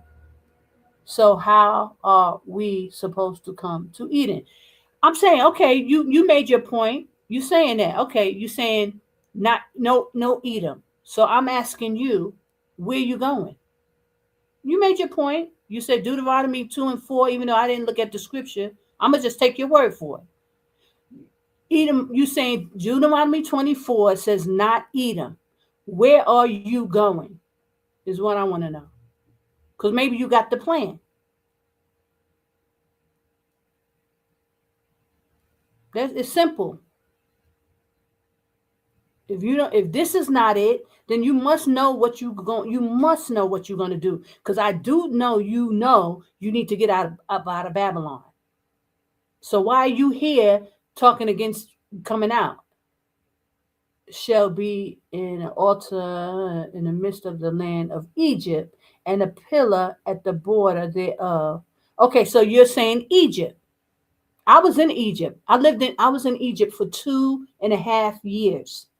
And when I was in Egypt, let me just give you a little information. There's no place in Egypt for you to put up tents and live in like that. All their places is secure, where you can't just go and put up no tent nowhere. Egypt is not like that. So I don't know. You could go to Egypt and you're going to find that out. But I lived in Egypt for 2 years. And when I was in Egypt, I was looking. I was going out because I thought I was going to be in the wilderness there too. before I came to Jordan. I thought Egypt. So you're not saying anything slick, brother. It's not Egypt. I've been to Egypt. I lived in Egypt. There's no place to put up tents and live in the wilderness there. There's no wilderness like that. There's a lot of mountains and things like that, but they have it all sewed up with the armies and this and that. It's not a place to like how it is in Jordan. Jordan is prepared place for you to be able to live in the wilderness. The Bedouins still live in the wilderness here. So you're not going to be out of source, out of place, putting a tent somewhere and living in it. Reading the same book. Oh yeah, we're reading the same book, and I'm living it. You're in America, and you're guessing. I'm not guessing. I'm here, brother. I lived in Egypt. The places that you're talking about, I lived. Okay, so now you got more scriptures. So now I'm supposed to spend all my time as you post scriptures, and I tell you, no, that's not going to work. That's not going to work. What you want me to do, brother? Am I to teach you? Are you a brother or are you a sister? Since you want to talk about the law, if you're a brother, you're not supposed to be learning under no woman. So you keep posting these scriptures, and I'm telling you, I lived in Egypt. So you're not saying nothing slick. I've been there. I lived there, and there's no place like that.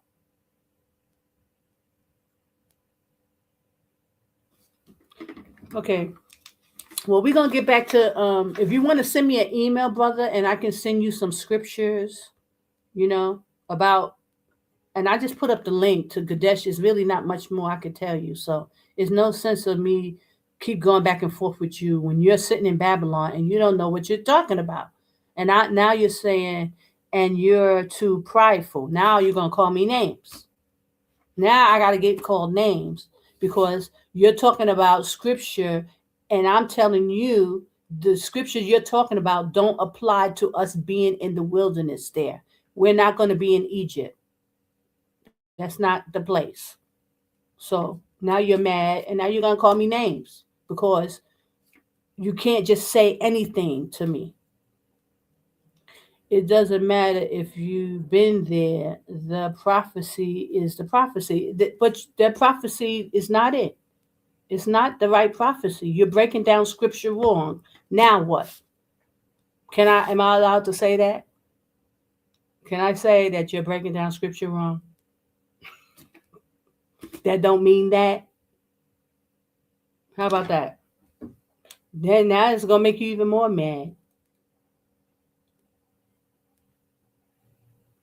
You said, look, Isaiah 11:15, Ahayah shall utterly destroy the tongue of the Egyptian sea, and with mighty wind he shall shake the hand over the river, and shall smite it in seven streams and make men go.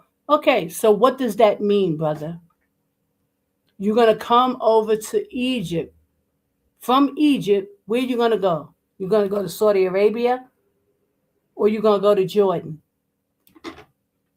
So the smiting the sea seven ways in Egypt is correct. But are you coming from Jordan over to Egypt, or are you coming from Egypt over to Jordan? Which one is it?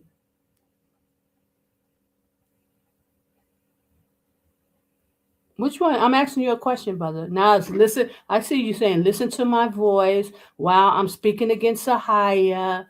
It doesn't matter if you've been there. Yeah. Okay. Now it's becoming a waste of time. So let's go into Jezebel and Ahab. Let's go into that. Okay. Let me share my screen. Hold on.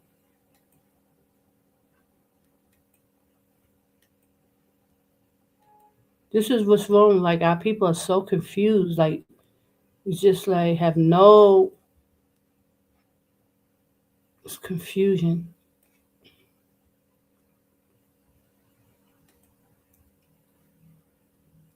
Constant. We in the last days and people still want to argue about scriptures. I don't know, brother. I don't know anymore. Okay, let me just share my screen. Hold on.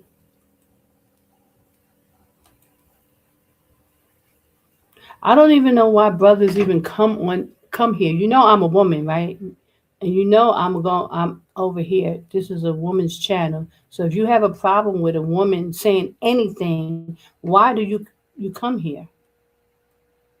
Hmm?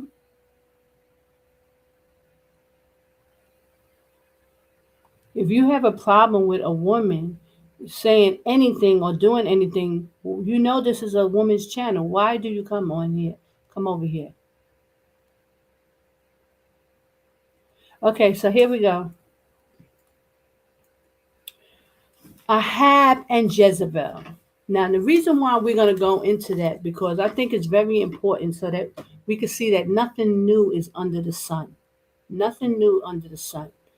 And even in the time of Ahab, who was an Israelite king, the Most High had an issue with him because he was worshiping Baal and he was causing Israel to go astray as well. He was the king and he married a Gentile, which was the first problem because he knew the law.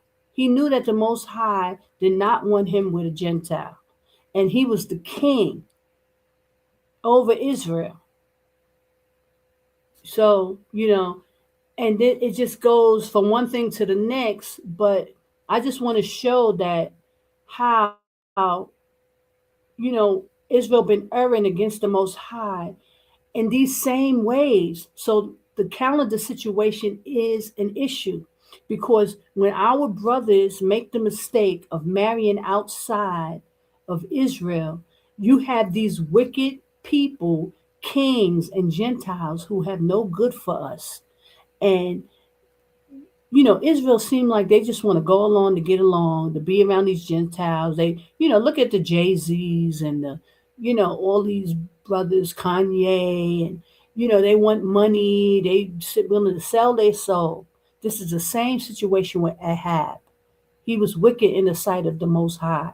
And he married a Gentile. And the Gentiles were the enemy of Israel. They knew that, you know, to make Israel sin against their power was their weakness.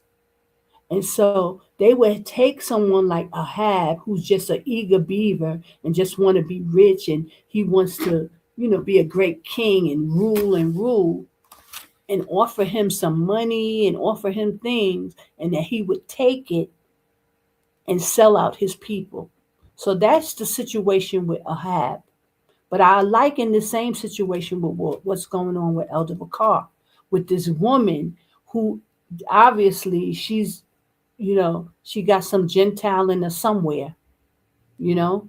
She looks just like the rest of these half breed, you know, Gentile mixed women, a lot of them who are set up to take down our brothers. And I've been talking about this for years, so I just want to go into it.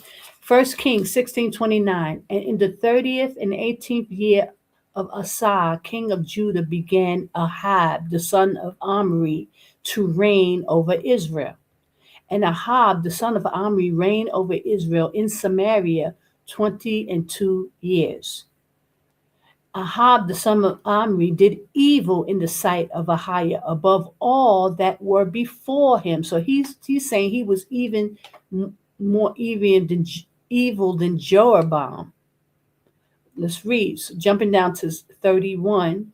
And it come to pass as if it were, listen, and it came to pass as if it had been a light thing for him to walk in the sins of Jeroboam, the son of Nebat, that he took a wife, Jezebel, the daughter of Ethbaal, king of the Zidonians, and went and served Baal and worshipped him. So here was a king of Israel. He knew the law. He knew that he wasn't supposed to be marrying a Gentile.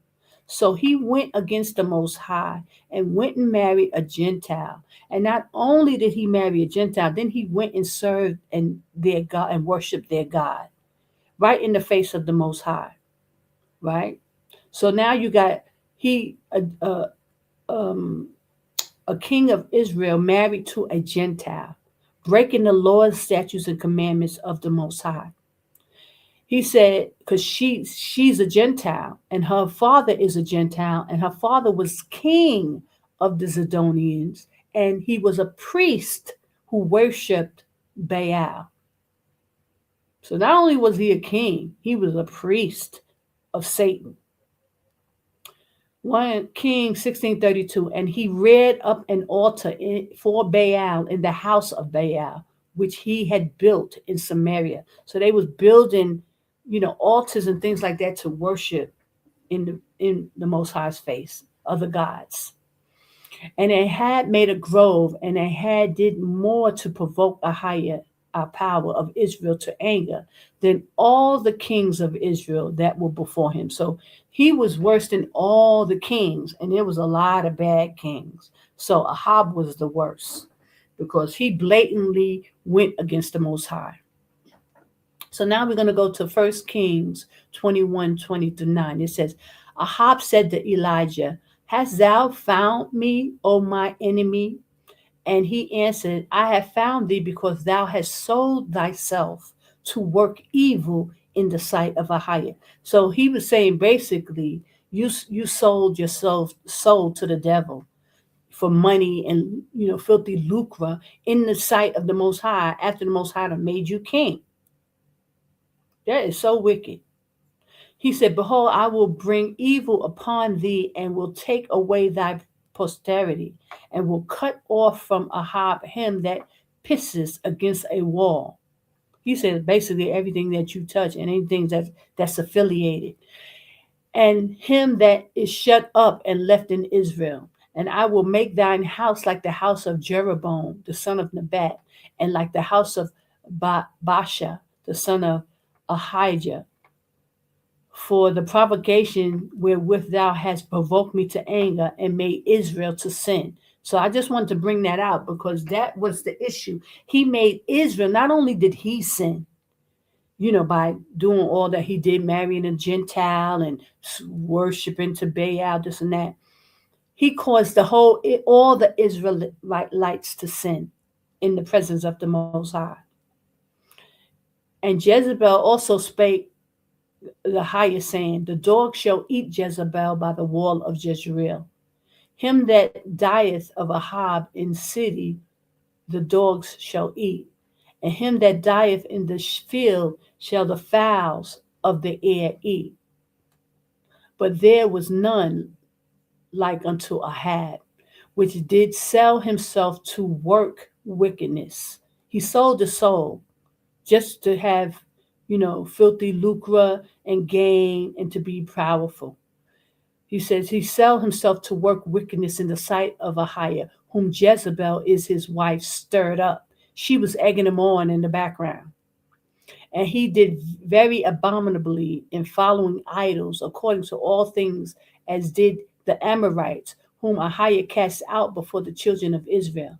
And it came to pass when Ahab heard those words, that he rent his clothes and he put sackcloths upon his face, flesh, and fasted and lay in sackcloth and wept and went softly. But at least he repented. I mean, that's at least the thing you can say about the wickedness of Ahab. At least when it was said to him and shown to him, he repented and fasted and humbly went before the Most High.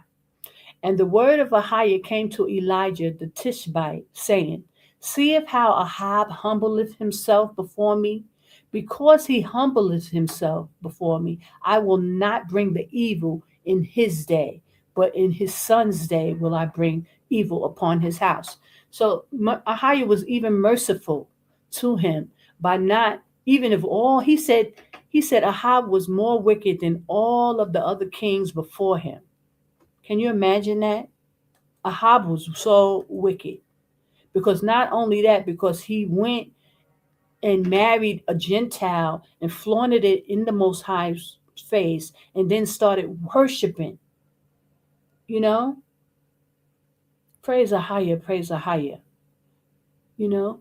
And this is why this Most High give us these books so that we can study, so we can see and we can measure the behavior of people, you know? Because it's not right, you know. And I, even with this situation with Elder Vakar, because he reminds me of Ahab, and with this Jezebel wife, and this is to me the main reason why I'm having such an issue with him about this calendar, because it causes Israel to sacrifice to another god. The holy days, you making an abominable day a holy day, and a holy day an abominable day, at which you sin and making Israel sin against the Most High. And so that's why I thought it was important to bring this up at this time, and how Candace is Owens is bringing it out of how they do these things. They will send these women in. They will take you down. They infiltrate these brothers and these men. And we see in Ahab's case, he sorted out. He sought out the wickedness. Nobody had to coerce him, or he wasn't infiltrated. He went and sought out this wickedness.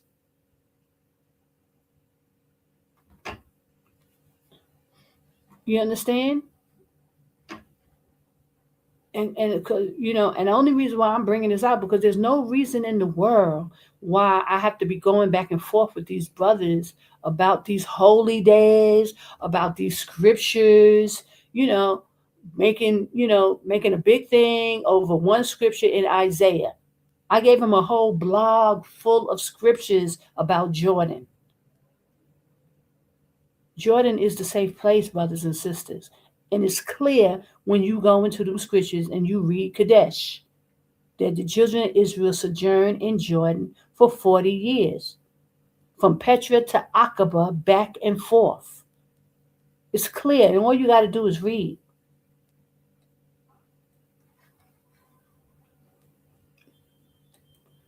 Okay, so then that's what made me want to go, after reading Ahab, going to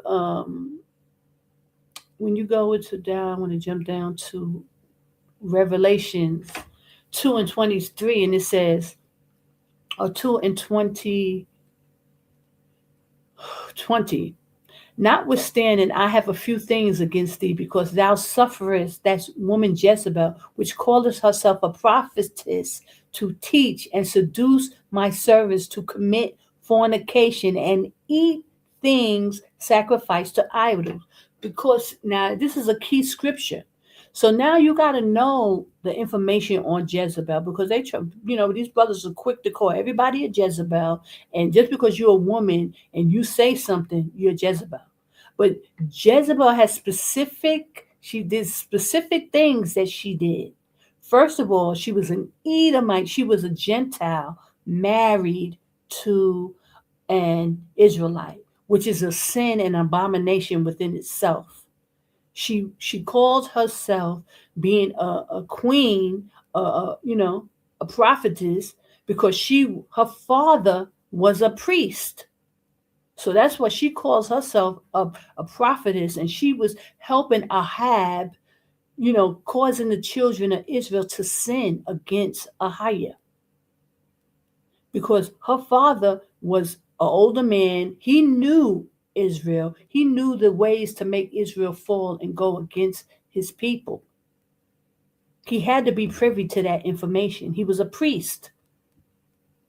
So this is why Jezebel considered herself a priestess, because her father was a priest. And she knew all the ways. And it said in the scripture before that she was seducing Ahab, causing him to, do certain things.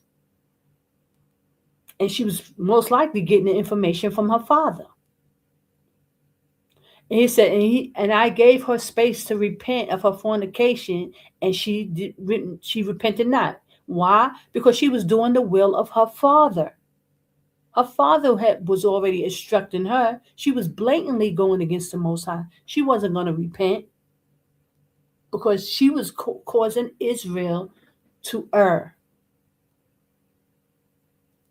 He said, "Behold, I will cast her into a bed, and them that commit adultery with her into great tribulation, except they repent of their deeds." So people got to repent of following behind his wickedness. Get on the correct holy days. Know how to worship and serve Ahayah. It's fornication to him when you worship other gods in his face. And you don't, and you use it as an excuse that you're following your elder. When I'm showing you that he's throwing up them hand signs, he's already paying homage and allegiance to the other nations and their God. That's Baal. He's throwing up the hand sign for the 666. That brother in that picture. And if for those of you who just came in and you don't know, I'll show the picture again after I finish reading it. It says, "And I will kill her children with death, and all the churches that I am he which searches the reins and the hearts, and I will give unto every one of you according to your works." So and people are not going to be able to act like that, oh, they didn't know and they're not accountable. You're going to have to be accountable for your works. If you sacrifice into the Most High on the wrong day, you are accountable. And there's no ifs, ands, buts about it. Brothers and sisters, you can't play victim like, oh, you didn't know. You make it your business to find out how to worship Ahayah. The correct calendar, the information is out there. For one, I'm always giving it. I'm putting it out there so that people can't use that as an excuse. Praise Ahayah Bahashim Yashaya Wa Qadash Rawach. Thank you, Father. I give all glory, honor, and praise. Okay, so that's one thing. So I just wanted to put that out there about, you know, for one, I said about, Elder Vakar talking about old people, you got to come and talk to your brother and make amends with your brother. I did all that. I went to this brother. He knows I got it on video, and I wanted to show the video, but I know that that is going to be an issue here, and I can try. But even before that, I want to show this picture again and show you another aspect that I wanted to talk about because he also had this man, and this is why I came with the title "Ahayah will not be mocked." Okay, so let me put the screen back on me. Hold on.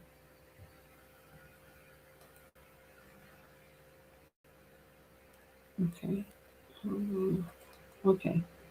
Let me put this back up there. Up here with it, this brother, and he's not a brother. This Gentile is now, teaming up with Ricard all of a sudden to have people use the machine so they can detect whether they got, how much radiation they got in their body and all this, stuff. So now you got to come up with solutions to try to get around, the mark of the beast and, all this information that the Most High clearly told you to come out of her, my people. Okay, and let me clear this foolishness off my thing. These people love to come up here and make comments and, act like they saying something. My goodness. But he still didn't answer me about where you going. Are you coming out of Babylon? That was a command. That's a law. Come out of her, my people. Are you following that? Mm, nope. They ain't gonna follow that. But they want to talk about, oh, ain't nobody said nothing about dealing with no, you know, Edomites. I mean, Ammonites. Nobody ain't saying none of that stuff. So that's irrelevant. People just looking for stuff just to be a stumbling block for our people, trying to keep people in Babylon, twiddling their thumbs. Don't know what to do, don't know where to go. Poor people. Our people is just a hot mess. Don't know what to do, but always got reasons not to do what the Most High say. They got every excuse. Praise Ahayah, though. Okay, so this man now that Elder Ricardo had on the show the other day, he has a machine that can now radiate you, that can tell what what you have in your body. Like, you know, it's just a fiasco with our people. Like, instead of just doing what the Most High said do and come out of her, my people. That's why I was like, the Most High is not going to be mocked. Now you got to figure out a way how to have your body tested to see how much, because now you know that you should have left Babylon a long time ago when the Most High first sent me out and I was saying, come out of her, my people, right? Sister Connie been here all these years telling you the same thing. Come out of her, my people. So now, they're coming out with the information that they've been chipping y'all, that you've been having all this type of radiation in you, that you got the mark of the beast in you, because they putting it in hair and food and everything. So now you gotta come to somebody and let him radiate you to see how much you know, implants that you got in your body, unbeknownst to you, because you didn't take it willingly, that's supposed to exempt you from what the Most High said. People want to talk about the law, but they don't want to talk about this. They don't want to talk about what the Most High said. Come out of her, get out of harm's way. That Jordan is the safe place. He shows it in the scriptures.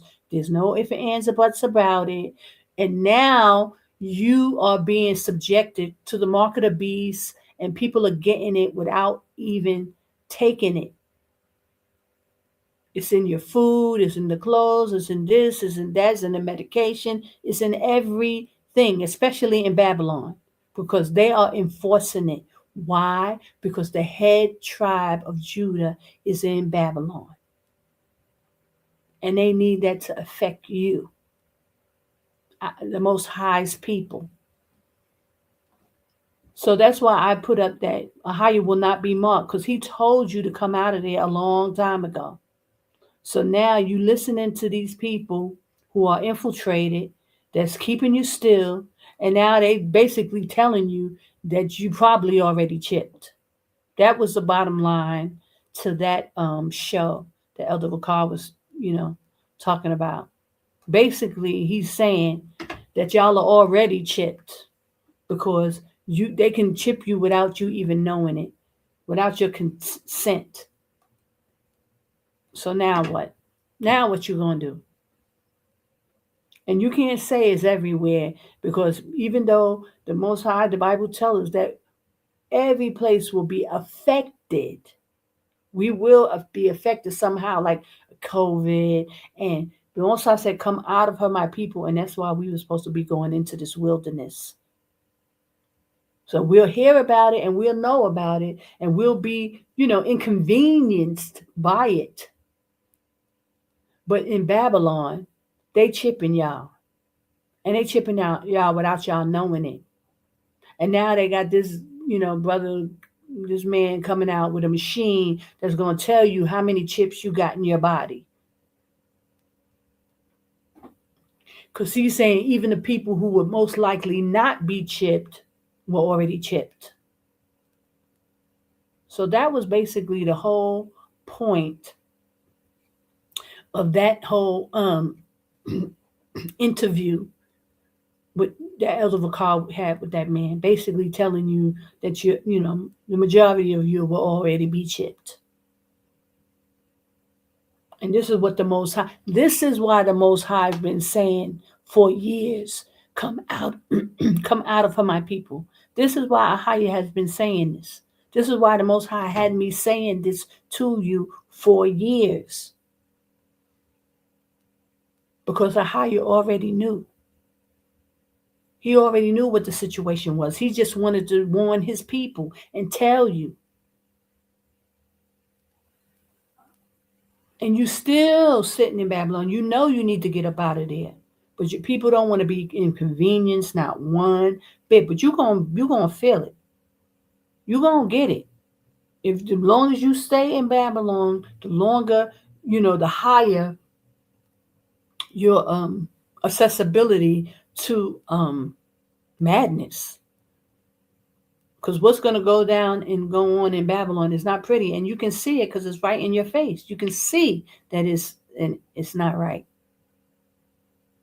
Praise the Ahayah by Hashem Yashaya. So that's why I put that man's picture up there, and that was the whole point of Ahayah will not be mocked. He ain't nothing he said gonna come back void, brothers and sisters. Not 1 inch, 1 tittle. If he telling all people to come out, come out, come out, and he got somebody sitting here telling y'all to come out, sitting in the place where he's telling you to come, showing you the scriptures why you need to come here. This is the place.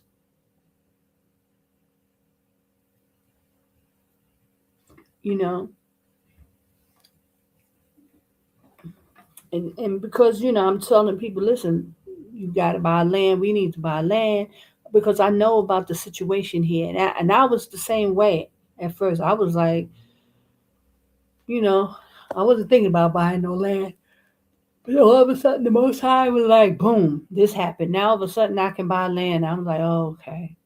So I know I don't have the money to buy it myself because I would have already bought it, brothers and sisters. Believe it. The Most High forcing me to have to come to the children of Israel and speak about these things. And because try every heart, every knee is going to bow, every, tongue is going to confess Ahayah and what he's doing. And people are going to be ashamed at the end of the day that they didn't do what they knew in their mind and heart was right. Sister Connor ain't sitting here for nothing. Praise Ahayah by Hashem Yashaya. I am not sitting here for nothing. I'm not going into these scriptures like this and coming to you every week, trying not to miss a week if I can't help it, because I don't want the Most High to be like, talk to my people. You know, I told the Most High I will speak and I will speak. Sometimes I get a little weary, I do, and sometimes I don't feel like talking. But I know the Most High says speak. So praise the Ahayah by Hashem Yashaya. I'm here and I'm here. I'm giving you the information. I'm telling you, all about this stuff, what's going on. So people can't slip by you and you act like, oh, you didn't know. Most High said in Revelations 20 on 24, Matthew 24, possibly the elect will be deceived, possibly. But he ain't allowing too much to slip by us. He's showing the information. Just like I show you those hand signs, what this brother's making. Here you go. That's the other day with Elder Ricard in California. Brother throwing up them hand signs, letting you know they pay allegiance to Satan. This is what they do. And there's a lot of them. They're all, Elder Ricard's surrounded by them. He ain't going to get away with nothing. He can't get away with nothing. That's why it was an issue when he said March 1st. He definitely had to come back and change it. I bet you that. Let's see. And I wanted to go in. So just like I was talking about Ahab and Jezebel, Elder Vakar and his fake wife, how that she was put on him, and they went with him to Egypt. The sister and the husband, who's a police officer, was traveling around with Elder Vakar until they brought him back, made sure he came back. Just like I wanted to briefly talk about Coretta Scott King, because I had ran across an article that told that after Martin Luther King passed away, she was awarded with a Nobel Peace Prize, but it was from India.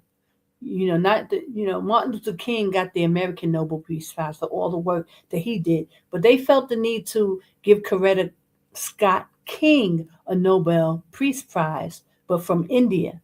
And she was also awarded with other awards. I'm going to read it because to me, this is another reason how Martin Luther King, nothing new under the sun. They would anybody who rose up, who was trying to deliver the children of Israel in any capacity, these people was on it, and they were taken down. Made me think about her because I was like, well, she got a Nobel Peace Prize for what? And then it shows that she was given several awards after Martin Luther King passed away. Get this, I'm gonna read it, and I'll share my screen. Let me make sure I'm screening it first. And I know people don't want to say like, oh no, not Coretta. Yes, Coretta. Um, here you go. Yeah, this. Here we go. You can make your screen bigger if you need to. But I'm gonna give you some information on her because this is wild. But it just so shows how long they've been doing this stuff. Here you go. She said King played a prominent role in the years after husband assassination in 1968, when she took on leadership of the struggle for racial equality herself and became active in the women's movement. King founded the King Center. So after he died, she, took his name and used the information and everything she learned from him and opened up a center and founded the King Center and sought to make his birthday a national holiday. And they talk about that now about after they unalive you, then they give you a holiday. This is what they do. She said she finally succeeded when Ronald Reagan signed legislation which established Martin Luther King Jr. Day of November 2nd, on November 2nd, 1983. She later broadened her scope to include both advocacy for the LGBTQ rights. So she ended up using the civil rights movement and everything that Martin Luther King, stood for and gave that same equality to the LGBTQ. So she basically, that's like a slap in the face, you know, you know, and that's all that is now affecting today with the transgender community and all this stuff. They took all the money that went for us and our people and our rights with the equal rights, legislation that we was able to get money, and that's why these other, organizations end up getting our money. So everything Martin Luther King was all about for his people end up going to the LGBT, giving them rights. So this is what she did after he passed away. And they giving her Nobel Peace Prizes for this. They giving her awards, all this stuff for this kind of stuff. And then at the end of his life, he started having second guessing. He started second guessing the importance of what he did. He said that, he felt like he understood he was leading his people into a burning building. This is what Harry Belafonte spoke on about Martin Luther King said to him. So at the end of his reign, he started having second thoughts, and this is probably why they got rid of him. And that's the same thing with the Charlie Kirk situation. He started, second guessing Israel and their agenda, and they was threatening him and trying to make him do things. And he wanted to bring Candace Owens back and let her travel with him, and and they started. Soon as he started talking like that, they got rid of him because he started second guessing what he was doing. And it's the same thing with Martin Luther King. He started, you know, saying maybe this segregation thing that he's been fighting for all these years ain't worth it. That I'm leading my people into a burning building, and he was right. But he didn't realize that until later. He said King became friends with many politicians. This is the wife before and after Martin's death, including John F. Kennedy, Lyndon B. Johnson, Robert F. Kennedy. Her telephone conversation with John F. Kennedy during 1960 presidential election has been credited by historians for mobilizing African American voters. So she helped, him win the election. So she was just doing a whole lot. Correct. But I really wanted to mainly point about how she took our, you know, human rights cause and switched it over to the LGBT, and then she got rewarded for doing that. And then it jumps down and says in August 2005, King suffered a stroke which paralyzed her right side and left her unable to speak. 5 months later, she passed away, respiratory failure due to complications from ovarian cancer. Her funeral was attended by some 10,000 people, including U.S. President George W. Bush, Bill Clinton, George H.W. Bush, and Jimmy Carter. So she had all those presidents at her funeral because she did so much great work by probably taking Martin Luther King out, or being a part of that, or being the handler in that situation. So that was her reward. She got, medals and accolades and Nobel Peace Prizes, and this is what they do, you know. They reward these people in this way after they mission is accomplished. So I just wanted to put that out there. That's my perspective of the whole thing.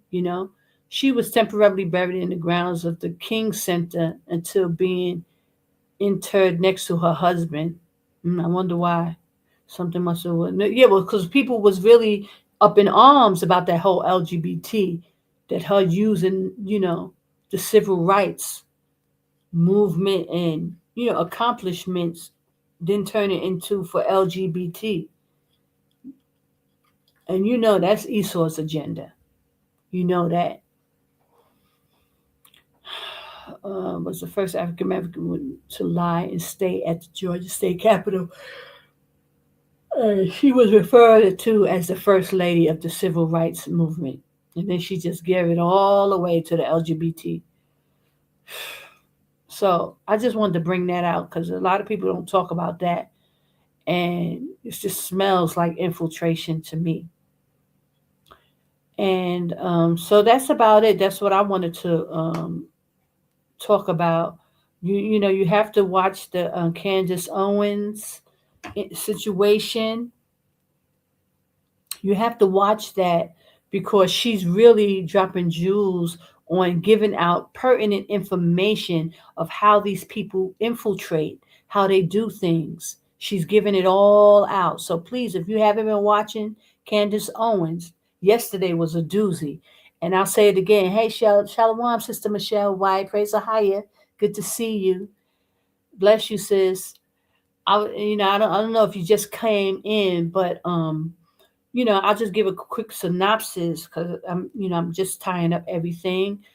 I'll put the picture back on and I'll just explain. But I went into Ahab and Jezebel, and I'm gonna tell you the reason why I went into that is because watching Candace Owens and bringing out all this information on who killed Charlie Kirk is very important. Is very interesting because she's actually giving out information on how these people do things. She's blowing the lid off the cover, and yesterday it came out. She's basically accusing Erica Kirk of being the main involvement in knowing about his death. She knew he was going to pass away based on the information she brought out, and how she closed a billions of dollars deal with a French billionaire after Charlie died. So she basically made sure she carried out the assignment because Charlie Kirk turned down the money from Bibi Netanyahu, offered him, a substantial amount of money. He said he was going to take his company, TPUSA,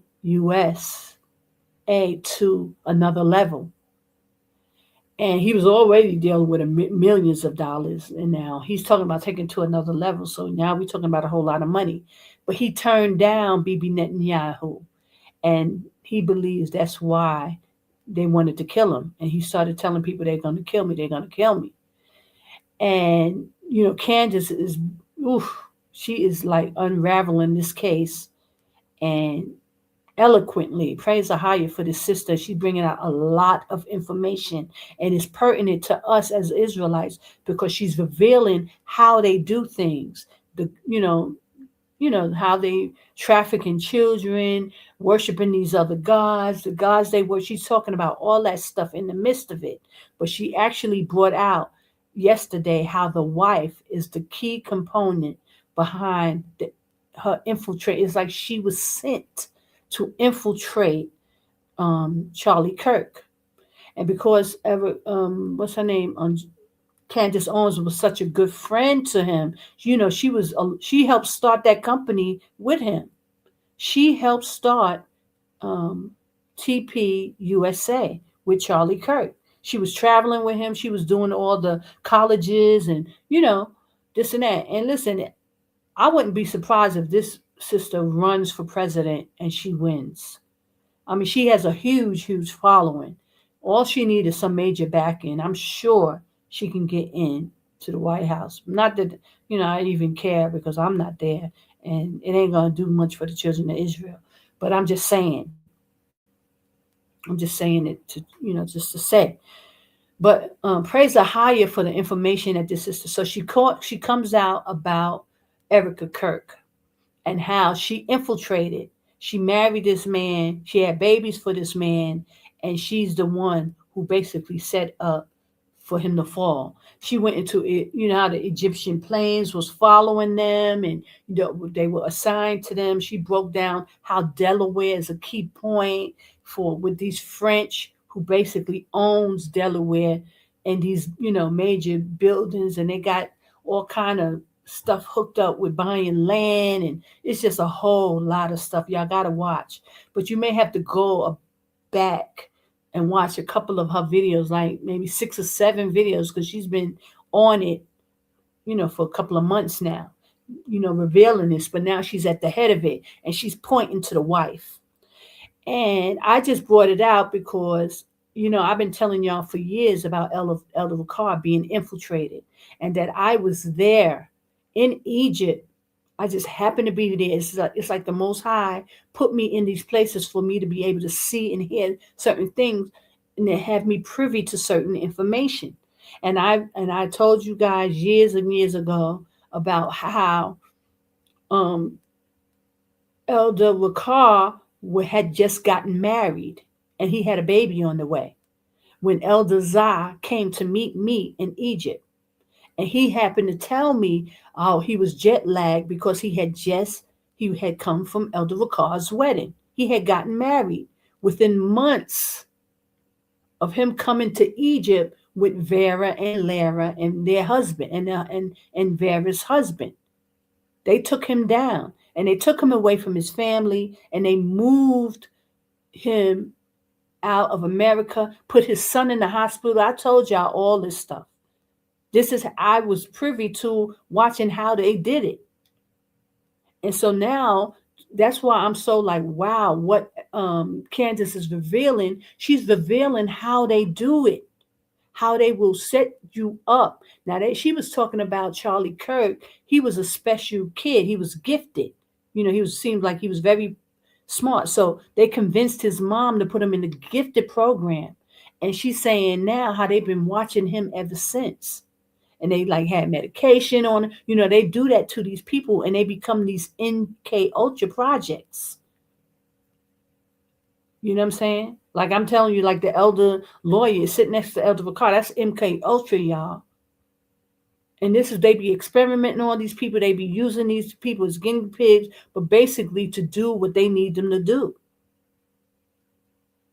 So y'all have to make sure y'all are clear about what is going on. It is infiltration at its finest. And every time I watch Candace Owens and she's talking about leading up to this situation, it reminds me of of Elder Ricard, because I know that brother had gotten married, and nobody talks about this. All these people in the church who knew Elder Ricard, you hear them all the time. Oh, I've been in the church since 2010. I've been in 2008. I was there. None of them talking about the fact that this brother has been infiltrated. And that's why I showed that picture of, let me show it again, just so you wouldn't just signing on, of this brother here. I got a circle around him throwing up the 666, sitting next to Elder Ricard just a couple of days ago when he was in California. They're everywhere. These people are throwing up these hand signs, letting each who's who they can trust. And so I'm saying this to say the infiltration is real, y'all. Stop brushing it off like it ain't really happening. And the reason why I'm saying that, because a brother came on earlier and said about brother what's his name? Hold on, let me just look. His name is Brother Bronze. He, left GLCC. And I said, yeah, I heard about that. I heard that brother woke up, snapped out of the matrix because of these people think that it's sweet. And I saw one of his videos, because I watch his videos. I try to watch from time to time different brothers and stuff if I could. He was talking about how they would never pull him up the ranks. They would never letting him, he'd been doing music. They wouldn't put him any position. They wouldn't give him no position, and he felt the way about it, and rightfully so. I mean, you supporting this church for all these years. You should be able to do something, especially he has a music ministry. He's been doing music and he got 16 million followers on some of his songs. I mean, come on. But it's infiltration, brother. And they know that you're not one of them. So that's why they're not rewarding you and putting you up the ranks. You see these brothers throwing up these hand signs? These are the ones who are being put in position. They are agents. And Israel going to have to snap out of it. They just, in la la land thinking everything is sweet. Not and take no account for the fact that there is infiltration in these Hebrew Israelite groups. So when they treating you like an outsider, best believe you are an outsider, because it's already infiltrated, brother. So that's why I want to give that message to that brother. Bronze, don't feel no way. Praise Ahayah, brother. You got out and you got out unscathed. But there's a lot of people sitting in that congregation going through the same thing. They not gonna lift you up unless you're gonna bend the knee and you're gonna do what you have to do. And who knows what that is? It's infiltration. Y'all need to come out of Babylon. Stop, sugarcoating this and acting like it's not happening.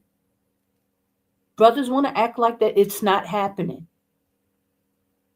And they want to go into the wilderness somewhere in Babylon and act like you're going to actually survive. Brother, y'all got to snap out of it. Jordan is the safe place. Get out, get out, get out. And I know a lot of brothers have problems. They have issues with passports. They have, situations. I understand. But the Most High, He said, come out of her, my people. All you can do is be obedient. You're going to figure out a way. And if you take one steps forward, I'm sure He's going to take three. But you have to first make the decision to obey Him. And that's why getting out before that border is shut down over there. They still ain't shut it down yet. There's a way. Brothers just have to make the move and start making plans and getting up out of there so that you can live another day. It don't make no sense setting up in Babylon when you know it's gonna fall. Ain't no sense of trying to go along to get along when these brothers are infiltrated. It don't make no sense to even try. And I thank the Most High that brother woke up out of the matrix. And now he can see. Because as soon as you wake up out of the matrix and you act like you understand, Elder Bakar is going to go against you. He is their pit bull. Anybody who wakes up, when I contacted him and told them I was in Jordan, why did I do that? Oh my gosh. All Hades broke loose. And I started talking about the calendar, double whammy. And then they thought they was going to outsmart me and throw the calendar one day off.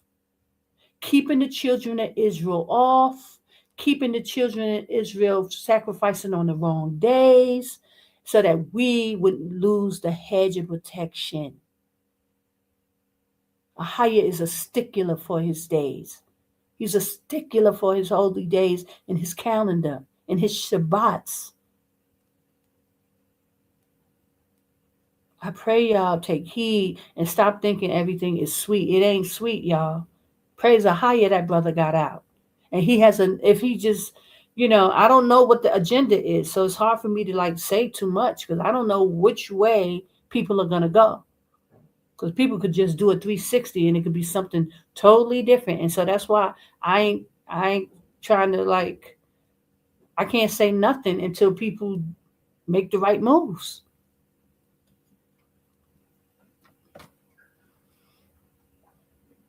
But people start talking about buying land in Babylon, and that definitely ain't it. So there's not too much I could say about that. But I give all glory, honor, and praise. I pray you like, share, and subscribe. Share this video so our people can get some insight and understanding of what is going on. Is going on right in our face, brothers and sisters. Ahayah is bringing it out. That sister is on fire with this information, and she's showing exactly how they do stuff. They will use these women and they will lock these brothers, people, or in this case, people. They do it to their own too.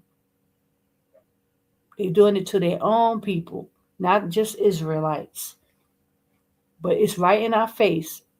And she's giving the information. So praise Ahayah. I pray you just watch and listen because all the stuff I'm talking about this infiltration and how they took Elder Bakar down and all that stuff is clear. And she's dealing with it on a major level. And she's putting it out there. That sister got almost 6 million followers. She got 6 million followers. So people can't act like they ain't hear about it. Just and that. She's making it really plain that this woman was sent to undermine her friend and take him down and take over his organization. And now she's in the midst of it. And I showed a long time ago who was on Elder Bakar's board of the Gathering of Christ Church is lawyer and it's that woman, Lara. This is what they do. It's the same MO with Charlie Kirk and this woman. It's the same thing. And they've done it to many. They've done it to that brother Twitch, that dancer guy that was Ellen DeGeneres' dancer and DJ that passed away all of a sudden. Everybody knew his wife was funny style. Got rid of him. and then wrote a book and all kind of wickedness these people be doing. How about Michael Jamal Warner and his, passing? And they say his wife was just real. It was just a bunch of ambiguity, like with her, like what, just nothing. And that's what Cat Williams said. This is what they give you. The same type of women. Let me put that picture back up so y'all can see the same type of women. The mixed chicks, probably half Edomite, half black, or half Ashkenazi, and doing the will of their father.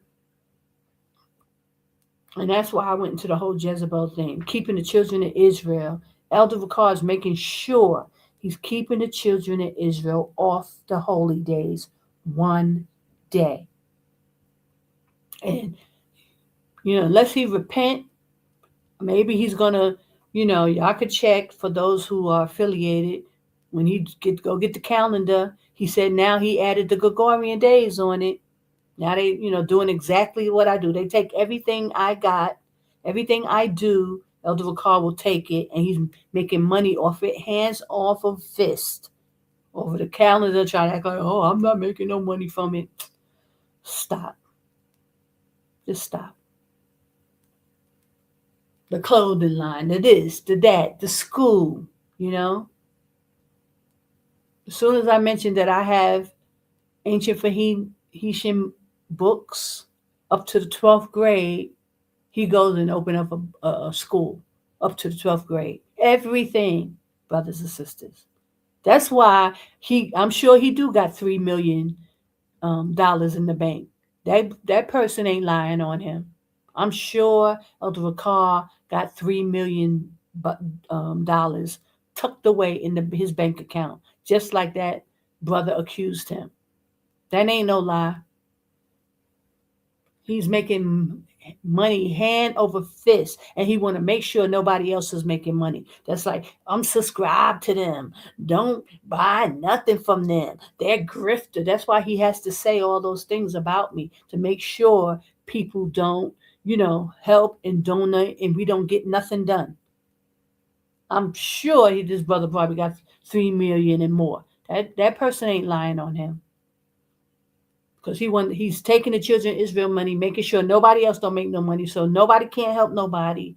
And I don't know why people feel like so loyal when you see that he's throwing up the hand signs everywhere he go. There's somebody amongst them throwing up the hand signs in allegiance with Satan, Baal. This is what they do. Unbelievable. Praise Ahayah. I give all glory, honor, and praise. I pray you had a blessed Sabbath. I prayed this was helpful. Please go and check out the videos. Candace Owen is putting the information out about how these people do things. She knows. She was a part of that whole situation too. You know, and somehow or another, she got married. That was real weird too. Her marriage, to an Edomite man after 18 days and all that. Listen, y'all, it is what it is. But at least we're getting some information.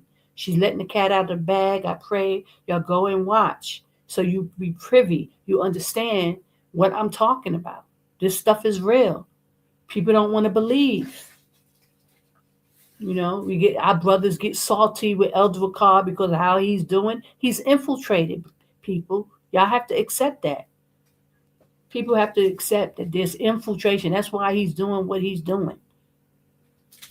And all y'all can do is come out of Babylon, be obedient to what the Most High said, do. Jordan is the safe place. There is a place. Praise Ahayah. So bless you, brothers and sisters. I pray you all have a blessed Shabbat. Please like, share, subscribe, share the video, put it out, talk, with people about it, because this is really what's happening. We're in the midst of infiltration. We're in the midst of a takedown. Our people are being distracted and destroyed. Venezuela, Jamaica, Cuba. Now he talking, Trump talking about going into Cuba, Nigeria, you know, um, Venezuela, Haiti, Jamaica, these are all Hebrew Israelite places. And our people need to have some place to go. So I urge you, support the work. Trying to buy land here, even though we got people coming on here and try to stop children of Israel from making any kind of progress. But destruction is coming, brothers and sisters, and we ain't going to have no place. So, bless you all, and I'm going to say shalom. I'm not going to play any music on the way out because I'm just really tired, but I bless you, brothers and sisters.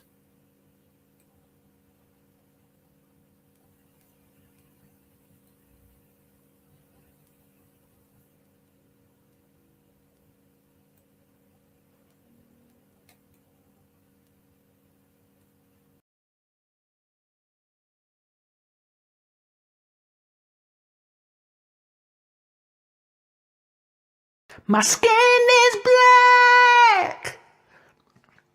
My body is burned. I survived Babylon. I am a daughter of Zion. Daughters of Zion like diamonds.